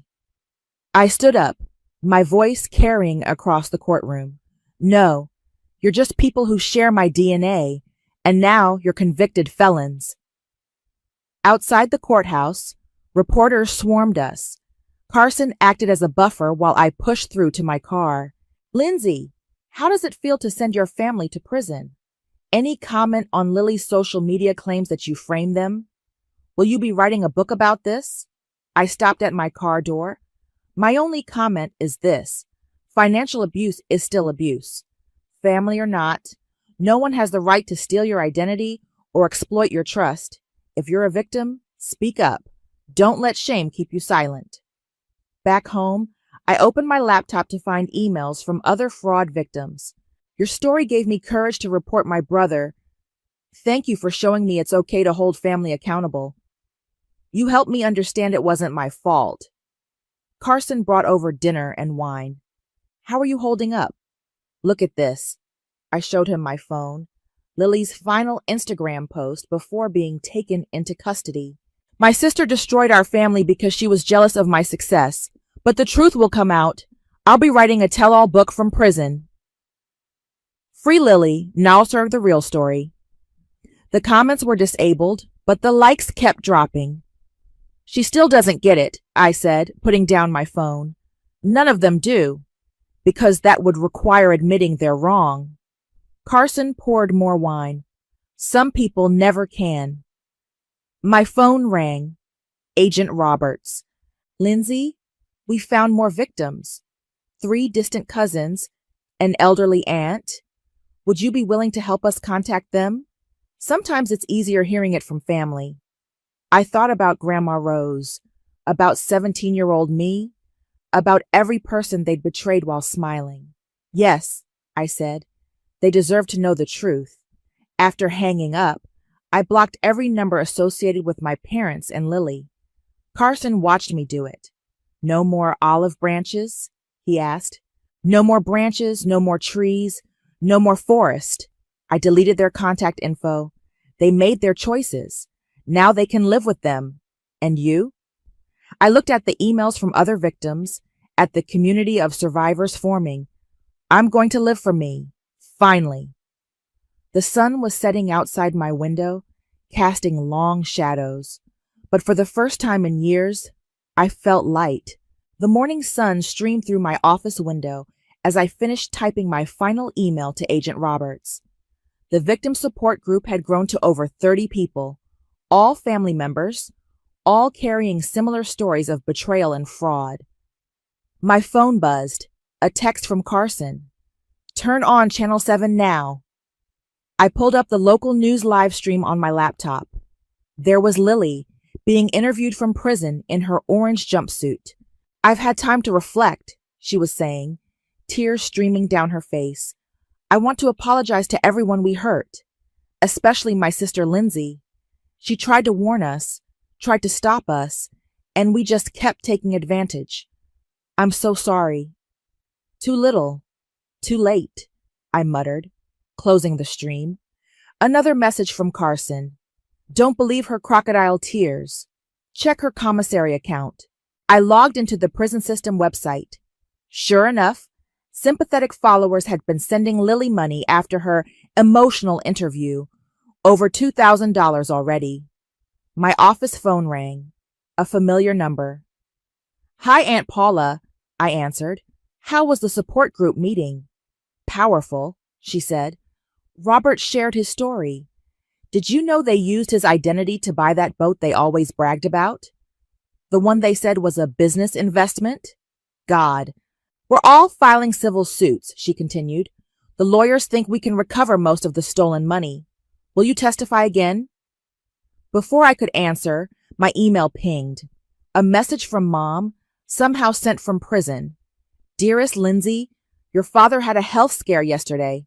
The doctors say his heart is weak. Please reconsider your position. We're still your parents.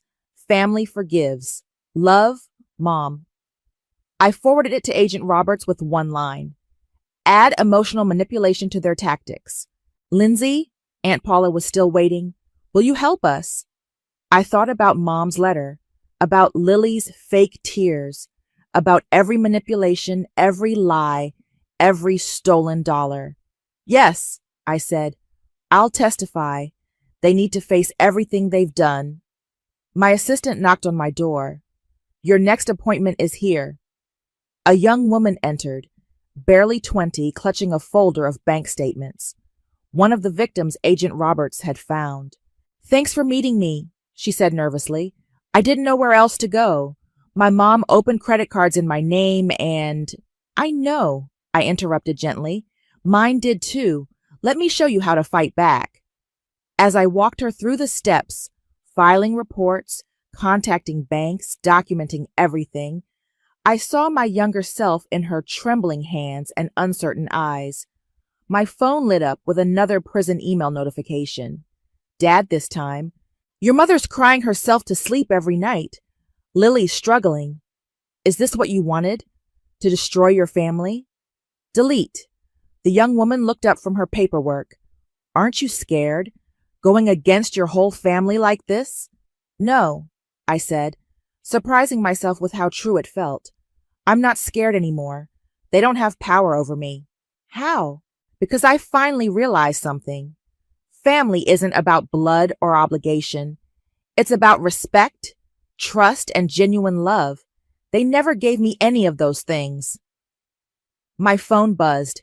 Carson sending a link to Lily's latest prison interview. My sister's forgiveness would mean everything. Delete. They'll keep trying, I told the young woman. They'll guilt you, manipulate you, claim you're destroying the family. But remember, you didn't destroy anything. You're just exposing what was already broken. She nodded, wiping away tears. Thank you. After she left, I called Carson. You okay? He asked. Saw Lily's performance?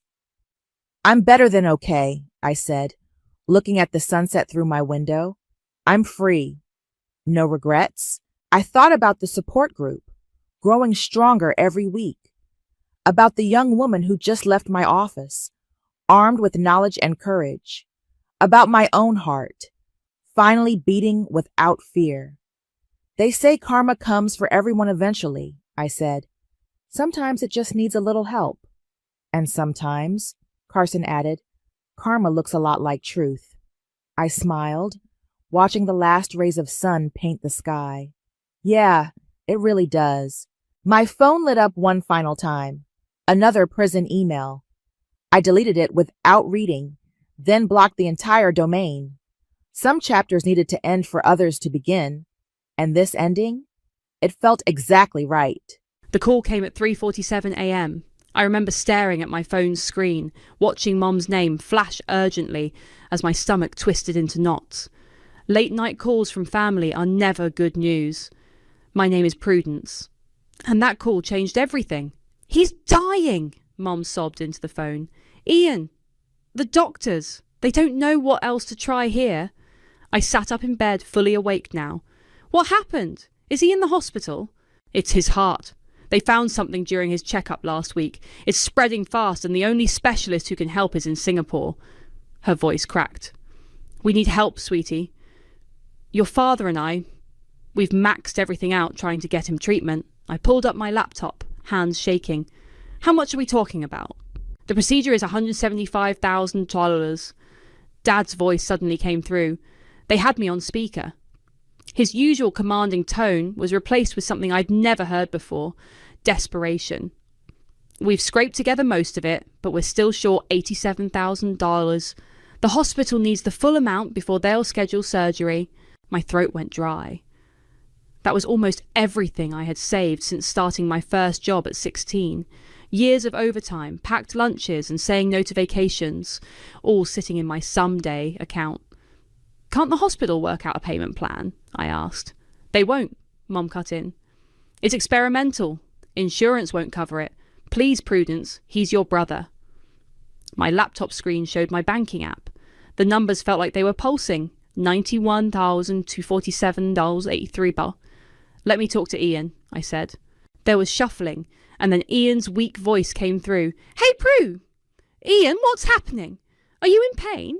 Yeah, he whispered. It comes and goes. The doctors here say without this surgery. He trailed off, and I heard what sounded like a muffled sob. Send me a video call, I said. Please, I need to see you. Moments later, my phone lit up with FaceTime. Ian's face appeared, pale and drawn, lying against what looked like hospital pillows. The lighting was dim, but I could see dark circles under his eyes. The specialist can take me next week, he said, his voice barely audible. But if we can't pay... He closed his eyes and a tear rolled down his cheek. Don't cry, I said automatically, my chest tightening. We'll figure this out. Dad's voice came back on the line. The window for this is closing, Prudence. If we don't act now, your brother might not make it to Christmas. I looked at my savings again. The numbers that represented 13 years of careful planning, my dream of opening my own business someday, the security I'd built for myself piece by piece. How do I know this doctor is legitimate? I asked. I'll email you everything, Dad said quickly. The hospital details, the specialist credentials, all of it. They're highly respected in Asia. My fingers hovered over the keyboard. If I do this, you'll pay me back, right? Of course, sweetie, Mum said. As soon as we can. You know we're good for it. I did know that. They'd always been comfortable. Nice house, regular vacations, new cars. They'd help me rebuild my savings once this crisis passed. Okay, I said, my voice smaller than I'd intended. I'll transfer it now. Send me the account details. Oh, thank God, Mum breathed. You're saving his life, Prudence. You're literally saving your brother's life. Dad emailed the banking information while I was still on the phone. International transfer, just as they'd said. I double-checked every number, then took a deep breath. I love you, Prue, Ian said softly. I don't know how to thank you. Just get better, I replied. That's all I want. I hit confirm on the transfer. $87,000 gone in an instant. A message popped up confirming the transaction was complete. It's done, I said. The relief in their voices was palpable. Mum was crying again, but happy tears this time. Dad kept saying thank you over and over. Ian had gone quiet, presumably from exhaustion. After we hung up, I sat in the dark, staring at my decimated account balance. The remaining $4,147.83 toll looked almost apologetic, like it knew it wasn't enough to do anything meaningful anymore. He better survive, I whispered to my empty bedroom, trying to ignore the cold feeling spreading through my chest. He better survive. I didn't sleep that night. Instead, I made coffee and started researching flights to Singapore. If my brother was having life-saving surgery there, I wanted to be by his side. Little did I know I wouldn't find any flights that matched the hospital address they'd given me. But that realization was still weeks away. 3 weeks after the transfer, I sat in Dad's study, searching through his filing cabinet for my old W-2 forms. Tax season was here, and I needed to file early. My depleted savings meant I couldn't afford to wait for a refund. Mum was in the kitchen, humming while she cooked Sunday dinner. The house smelled like pot roast, a scent that usually brought comfort, but now just made my stomach turn. Any updates from Ian? I called out, rifling through folders. Oh, he's doing much better, Mum's voice carried down the hallway. The doctors are very pleased with his progress. I pulled out my phone and checked the latest photo Ian had sent, him giving a thumbs up from what was supposedly his hospital bed. Something about it bothered me, but I couldn't put my finger on what. The bottom drawer of the filing cabinet stuck slightly. As I yanked it open, a manila envelope slipped from between two folders and fell to the floor. It wasn't sealed properly, and several papers spilled out. I reached down to gather them, then froze. The top document was an invoice from a luxury car dealership. Brand new BMW M4, metallic black, purchased 5 days after my transfer. The buyer's name made my blood run cold. Ian. My hands trembled as I checked the price, $82,000. Need any help finding those forms? Mum called. No. I managed to keep my voice steady. I'm good. I quickly snapped photos of every page with my phone, then carefully returned them to the envelope. My heart was pounding so hard I could barely breathe. Back at my apartment that night, I pulled up Ian's hospital photo again. This time, I zoomed in on his sunglasses. The reflection showed palm trees and what looked suspiciously like a resort swimming pool. My phone buzzed with a text from Mum. Ian's feeling stronger today. Doctor says he might come home earlier than expected. You're such a good sister. I didn't respond. Instead, I opened my laptop and started searching. The hospital name they had given me, nothing came up. The specialist credentials, dead ends. The phone number, disconnected. At 2 a.m, I found myself on Ian's Instagram, scrolling through archived posts. 3 weeks ago, he'd been too weak to use social media, but someone had liked a bunch of posts from a resort in Bali, same resort that appeared in his hospital photos. My phone rang, making me jump. It was Ian. Hey sis, he sounded cheerful. Too cheerful for someone recovering from major heart surgery. Just wanted to check in. You've been quiet lately. How's the hospital food? I asked casually. Oh, you know, hospital food. He laughed nervously. Pretty bland. That's weird, I said, keeping my voice light, because the resort you're at gets 5 stars for their cuisine on TripAdvisor. Silence. Prue, I can explain. I hung up. Within seconds, my phone exploded with messages from Mom. Ian just called crying. You're jumping to conclusions. We can explain everything. Please call us. Don't do anything rash. I turned my phone off and went to my closet. Behind my winter coats was a box of childhood memorabilia. Inside, I found my old bank book from when I was 16. I'd saved every birthday check, every babysitting dollar. The final balance showed $8,940. I logged into my bank's website and checked the historical records. 1 week after I'd turned 18, that account had been emptied. The reason listed, transfer authorised by Guardian. My laptop pinged with an email from Dad. Prudence, let's discuss this like adults. Your mother is beside herself. Come over tomorrow and we'll explain everything.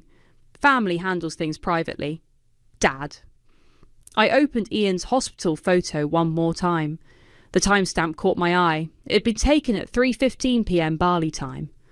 I checked my bank records again. The $87,000 transfer had gone through at exactly 3:12 p.m. Bali time. 3 minutes. He'd waited 3 minutes after getting my money to take a poolside photo. My phone was still buzzing with messages when I turned it back on. But I ignored the family text and opened a different contact instead. Aunt Alexandra, Mum's estranged sister who'd been labelled the troublemaker years ago for accusing my parents of financial misconduct. Hi, Aunt Alex, I typed, hands shaking. I think I finally understand why you cut ties with the family. Can we meet? Her response came immediately. I've been waiting for this call for years. Coffee tomorrow? I looked at the growing stack of evidence on my desk. The car invoice, the bank records, the photos. This wasn't just about my savings anymore. This was about years of lies. And I was done being the quiet, reliable daughter they could count on to bail them out. Aunt Alexandra was already waiting when I arrived at the coffee shop, her silver hair pulled back in a neat bun. She stood to hug me, and I caught a whiff of familiar lavender perfume, the same scent from childhood memories I'd almost forgotten.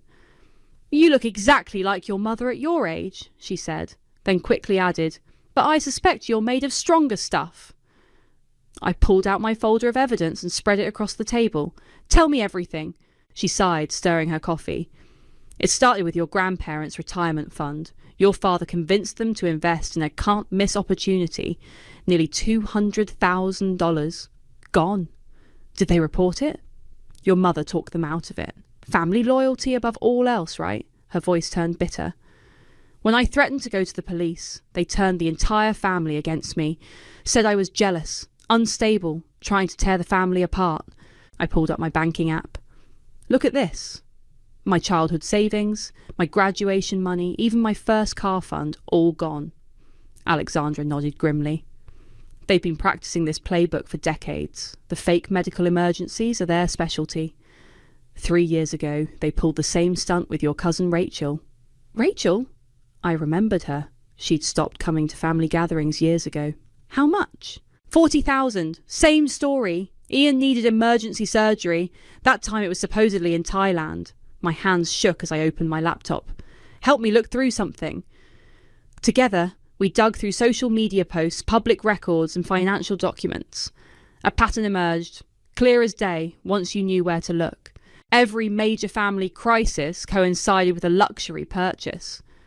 Every emergency fund transfer was followed by vacations. Ian's social media was filled with photos at expensive resorts, always posted shortly after someone in the family had helped with his medical bills. Here, Alexandra pointed to a photo from 3 years ago. This is the same resort he's at now. They don't even bother changing their hiding spots. My phone buzzed. Another text from Mum. Please come home. We're worried about you. Let's talk about this as a family.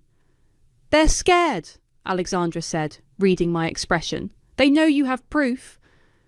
I opened my email and found a message from Dad, sent at 3 a.m. Prudence, your mother hasn't slept. This situation is getting out of hand. Whatever you think you've discovered, remember that family matters should stay private. We can work this out. Come home. We'll make it right. Dad. Make it right? I laughed hollowly. They stole my entire future. Alexandra reached across the table and grabbed my hand. No, they didn't. Your future is still yours, but only if you stop them now. I pulled up a spreadsheet I'd made the night before. I've documented everything. The fake hospital, the car purchase, the resort bookings. Even found the friend who posed as a doctor during that late night call. He's an actor Ian knows from college. What are you going to do? I took a deep breath. I need a lawyer. And then I'm going to the police. They'll try to stop you, Alexandra warned. They'll use every emotional weapon they have. As if on cue, my phone lit up with a photo from Ian, him looking sad in what was clearly his resort room, but with the curtains drawn to make it look more hospital-like. The caption read, "Miss you, sis. Why are you doing this to me?" I turned my phone off. I have a friend, Alexandra said, pulling out her business card holder. She's a lawyer who specialises in family financial fraud. She helped me years ago when I tried to protect your grandparents. She wrote a name and number on the back of a card. Adeline Fisher, attorney at law. There's something else you should know, Alexandra added quietly. Your college fund, the one they said was wiped out in a market crash, they used it to pay for Ian's first year at that private university. When he dropped out, they kept the refund. The pieces clicked into place. Why I'd had to work full-time through community college. Why they'd discouraged me from applying to expensive schools. Why they'd insisted I was more practical than Ian. I found a photo yesterday, I said, pulling it up on my laptop. From Ian's Instagram 3 years ago. He's at the same resort, same pool, same suite. They've been running this scam over and over. Alexandra squeezed my hand. You're not alone this time. I'll help you end this. I gathered my evidence back into the folder, adding Alexandra's card. My phone had 37 missed calls and messages when I turned it back on. They're going to say I'm betraying the family, I said. Alexandra stood up, straightening her jacket. No, honey, they betrayed you. And it's time they learned that the quiet daughter they've been stealing from isn't so quiet anymore. I nodded, clutching my folder. I'm calling the lawyer today. Good, she said. Because something tells me Ian's miracle recovery is about to make headlines. The bank's fraud investigation department was housed in a sleek downtown building. I sat across from Jason Mills, watching him review my documents with increasing concern. This is, he paused, adjusting his tie, remarkably thorough. Most people don't document family fraud this extensively. I'm not most people, I replied, sliding another folder across his desk. And there's more. Someone's still trying to access my accounts. Jason clicked through his computer. Yes, I see multiple attempted withdrawals in the past week. All declined, thankfully. But they had your security questions right. Of course they did. They're my parents. He leaned forward. Ms. Prudence, I need to be clear. Family financial fraud is complicated. The courts often hesitate when it's parents involved. Are you sure you want to pursue this? I pulled up Ian's latest Instagram story on my phone. Him parasailing in Bali, posted just an hour ago. Pretty sure. All right. Jason started typing. I'm flagging all your accounts for enhanced security. We'll need statements from the last 7 years. Any communications about money and... My phone buzzed. Mum again. The neighbours saw you going into the bank. What are you doing? Please don't destroy this family. I turned the phone off. They're getting nervous, I said. Yesterday, Dad tried to access my investment account. This morning, Mum left a voicemail about adding me to their will, trying to make me feel guilty. Jason nodded grimly. Classic manipulation tactics. We see this a lot. The perpetrators often... A knock interrupted him. His secretary poked her head in. Sorry, but there's a Mr. and Mrs. Harvey insisting on seeing their daughter. They're in the lobby. My heart stopped. They followed me here? Jason pressed his intercom. Call security. Tell them we have unauthorised persons attempting to interfere with a fraud investigation. I peeked through the office blinds. Mum was crying dramatically in the lobby while Daud argued with the receptionist. Classic divide and conquer tactics. Mum playing victim while Dad intimidated. Back entrance? I asked. Jason nodded, gathering my files. Through here. I'll have an officer escort you to your car. As we slipped out the back, my phone vibrated with text from Ian. They're crying because of you. How could you do this to them? We're your family. You're going to regret this. The security officer walked me to my car. As we turned the corner, I heard Mom's voice. Prudence, please, we can explain everything. I didn't look back. That evening, I met with Adeline, Alexandra's lawyer friend, in her office. She reviewed my evidence with a professional detachment until she reached the childhood account documents. This goes back further than you thought, she said, pulling out more papers. Your parents opened credit cards in your name when you were 16. They've been building this web for years. How did you find that? I ran a full credit check. There's a history of accounts opened and closed, loans taken out and paid off, all using your social security number. My hands shook as I looked at the documents. That's identity theft. Yes. Adeline's voice was firm. And it's prosecutable. My phone lit up with an email from Dad. Your mother is in bed, sick with worry. If you continue this vindictive crusade, remember that you're not just hurting us, you're destroying our family's reputation. Every job application, every background check, every future relationship will show that you turned on your own parents. Is that what you want? Think carefully about your next move. Dad.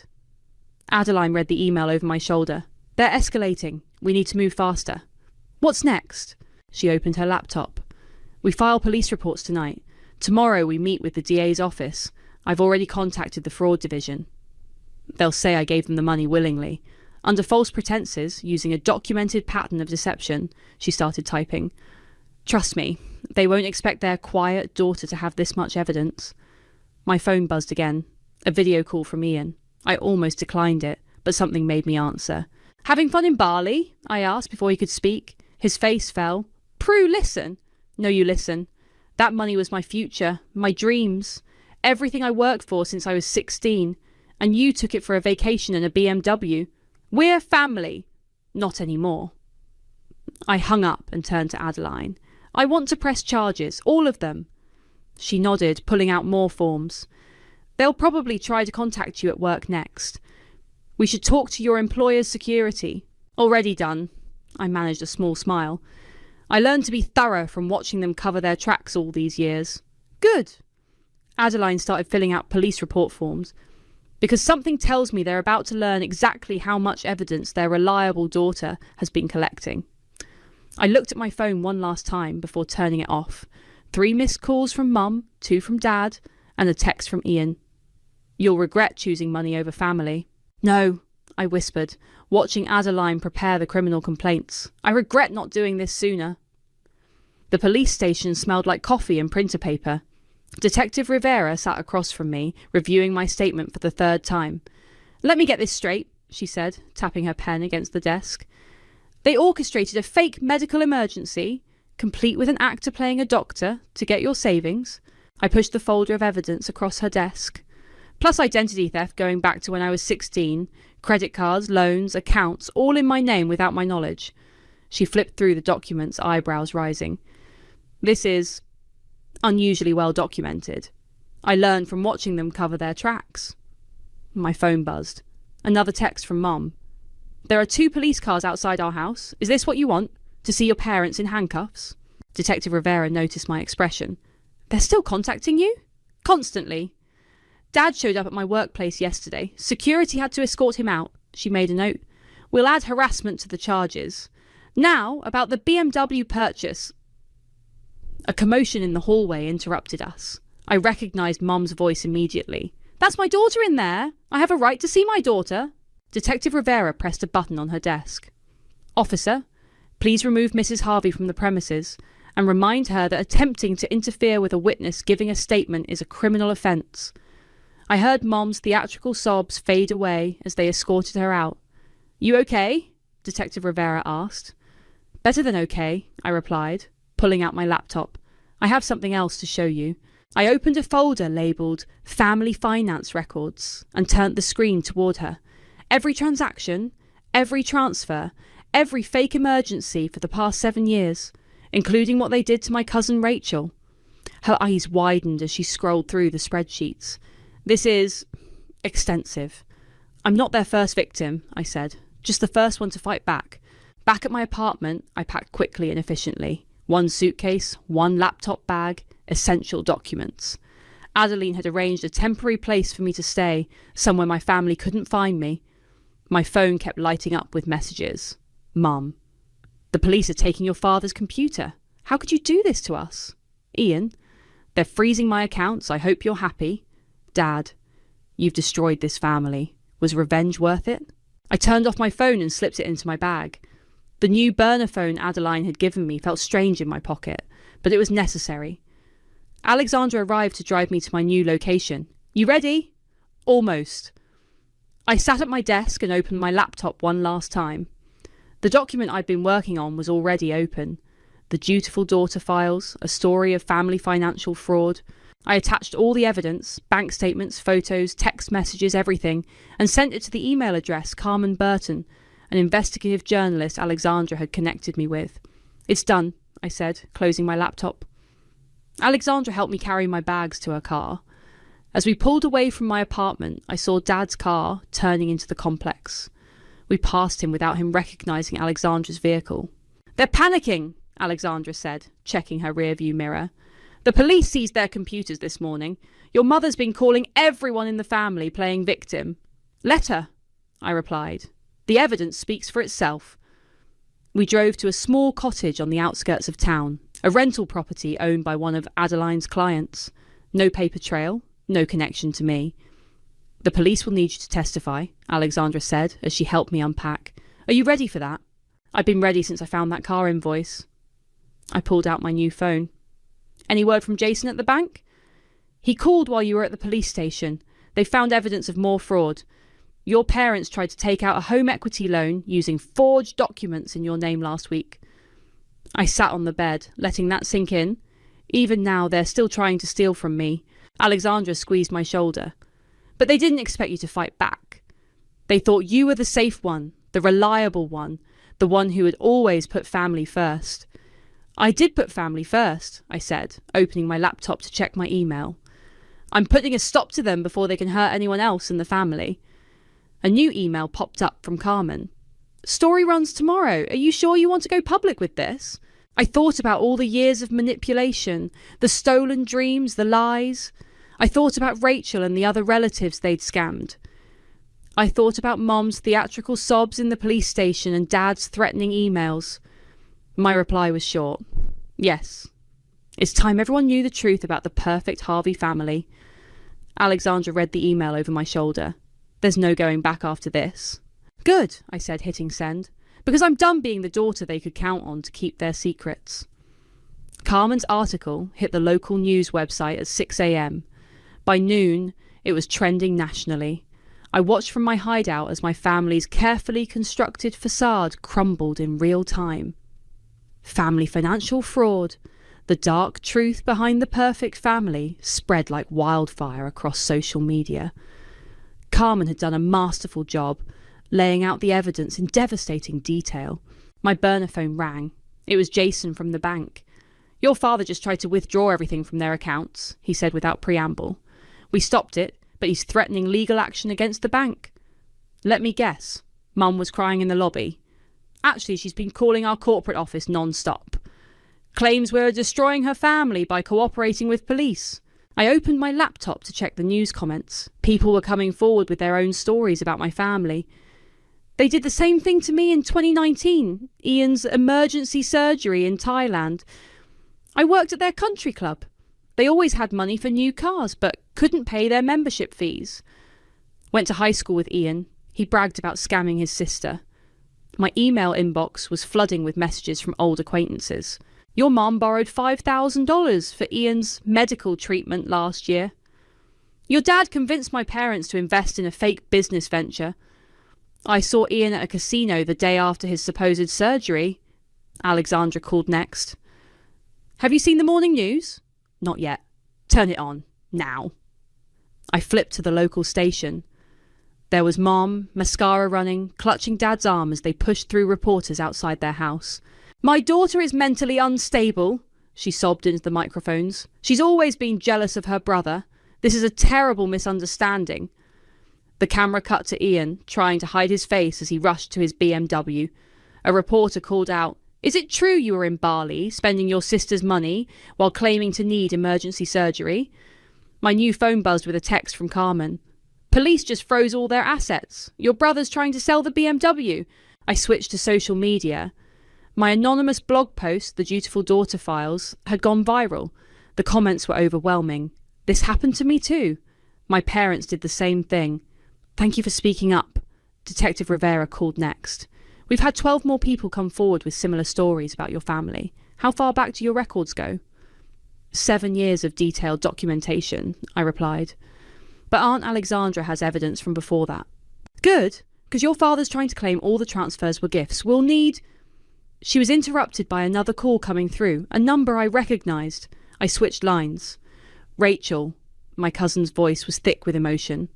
I just read the article. I should have spoken up when they did it to me. Maybe if I had. It's not your fault, I said. They were good at making us feel powerless. They're telling everyone you're having a mental breakdown, that you've always been unstable, jealous, desperate for attention. I laughed bitterly. Let them. The evidence speaks for itself. My laptop pinged with a new email from Dad. You've destroyed everything we built. Your mother can't stop crying. The neighbours won't look at us. Ian's job is calling about his employment. Is this what you wanted? To tear apart your family? It's not too late to fix this. Call off the police. Tell them it was a misunderstanding. We can work this out privately, as a family. Don't make us do something we'll all regret. Dad. I forwarded the email to Detective Rivera with one line. Add witness intimidation to the charges. Alexandra texted, turn on Channel 7. I did.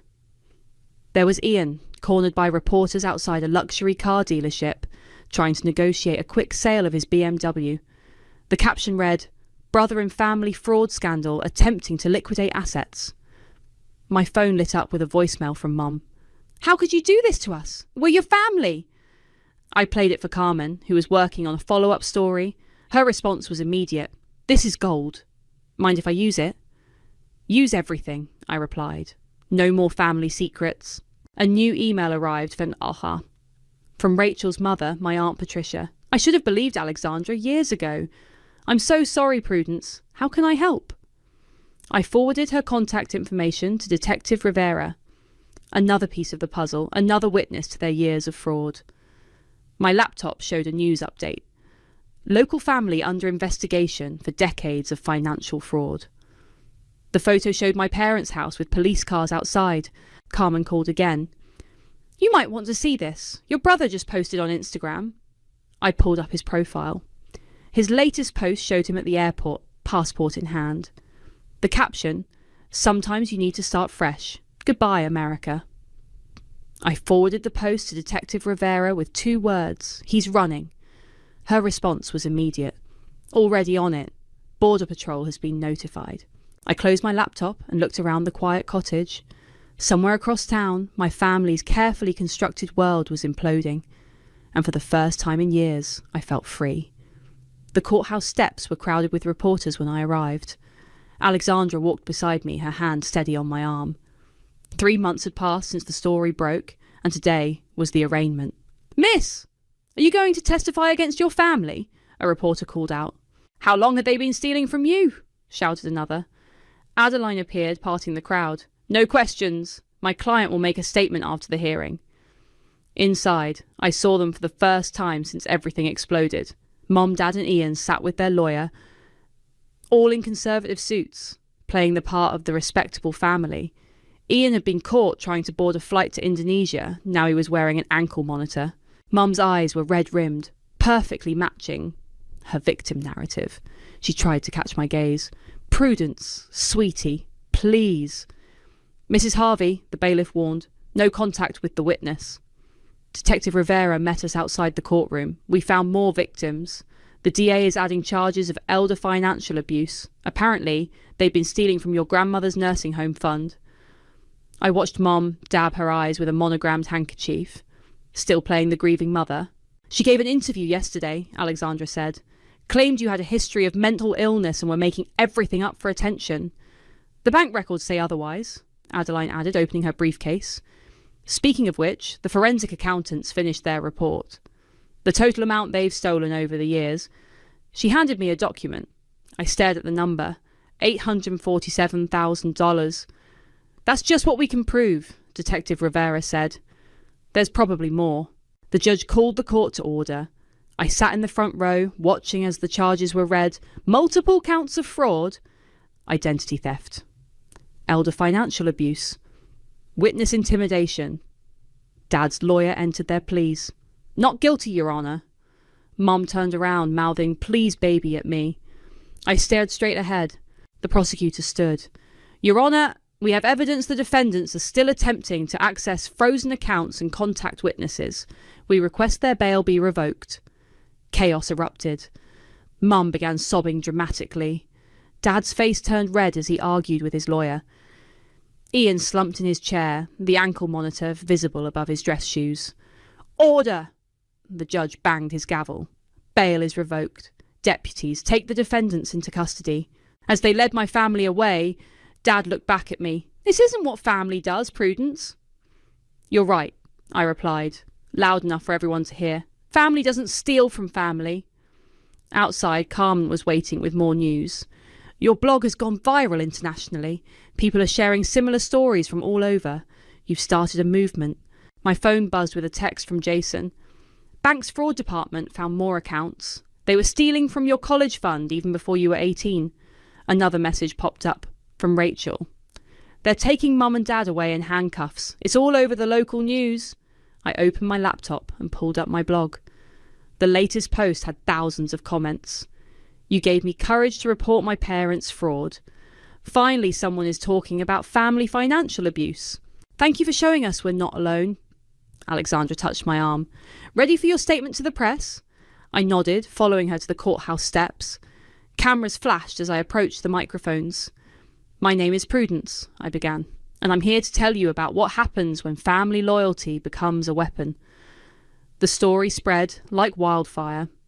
By evening, national news networks were covering it. My parents' mugshots appeared on screen as anchors discussed family financial abuse. Back at the safe house, I received an email from Dad's sister, my Aunt Margaret. I should have spoken up years ago. They did the same thing to me in 2015. I have records. Tell me how I can help. Another victim. Another piece of evidence. My phone rang. It was Detective Rivera. We found offshore accounts. Your father had been funneling money for years. The FBI is getting involved.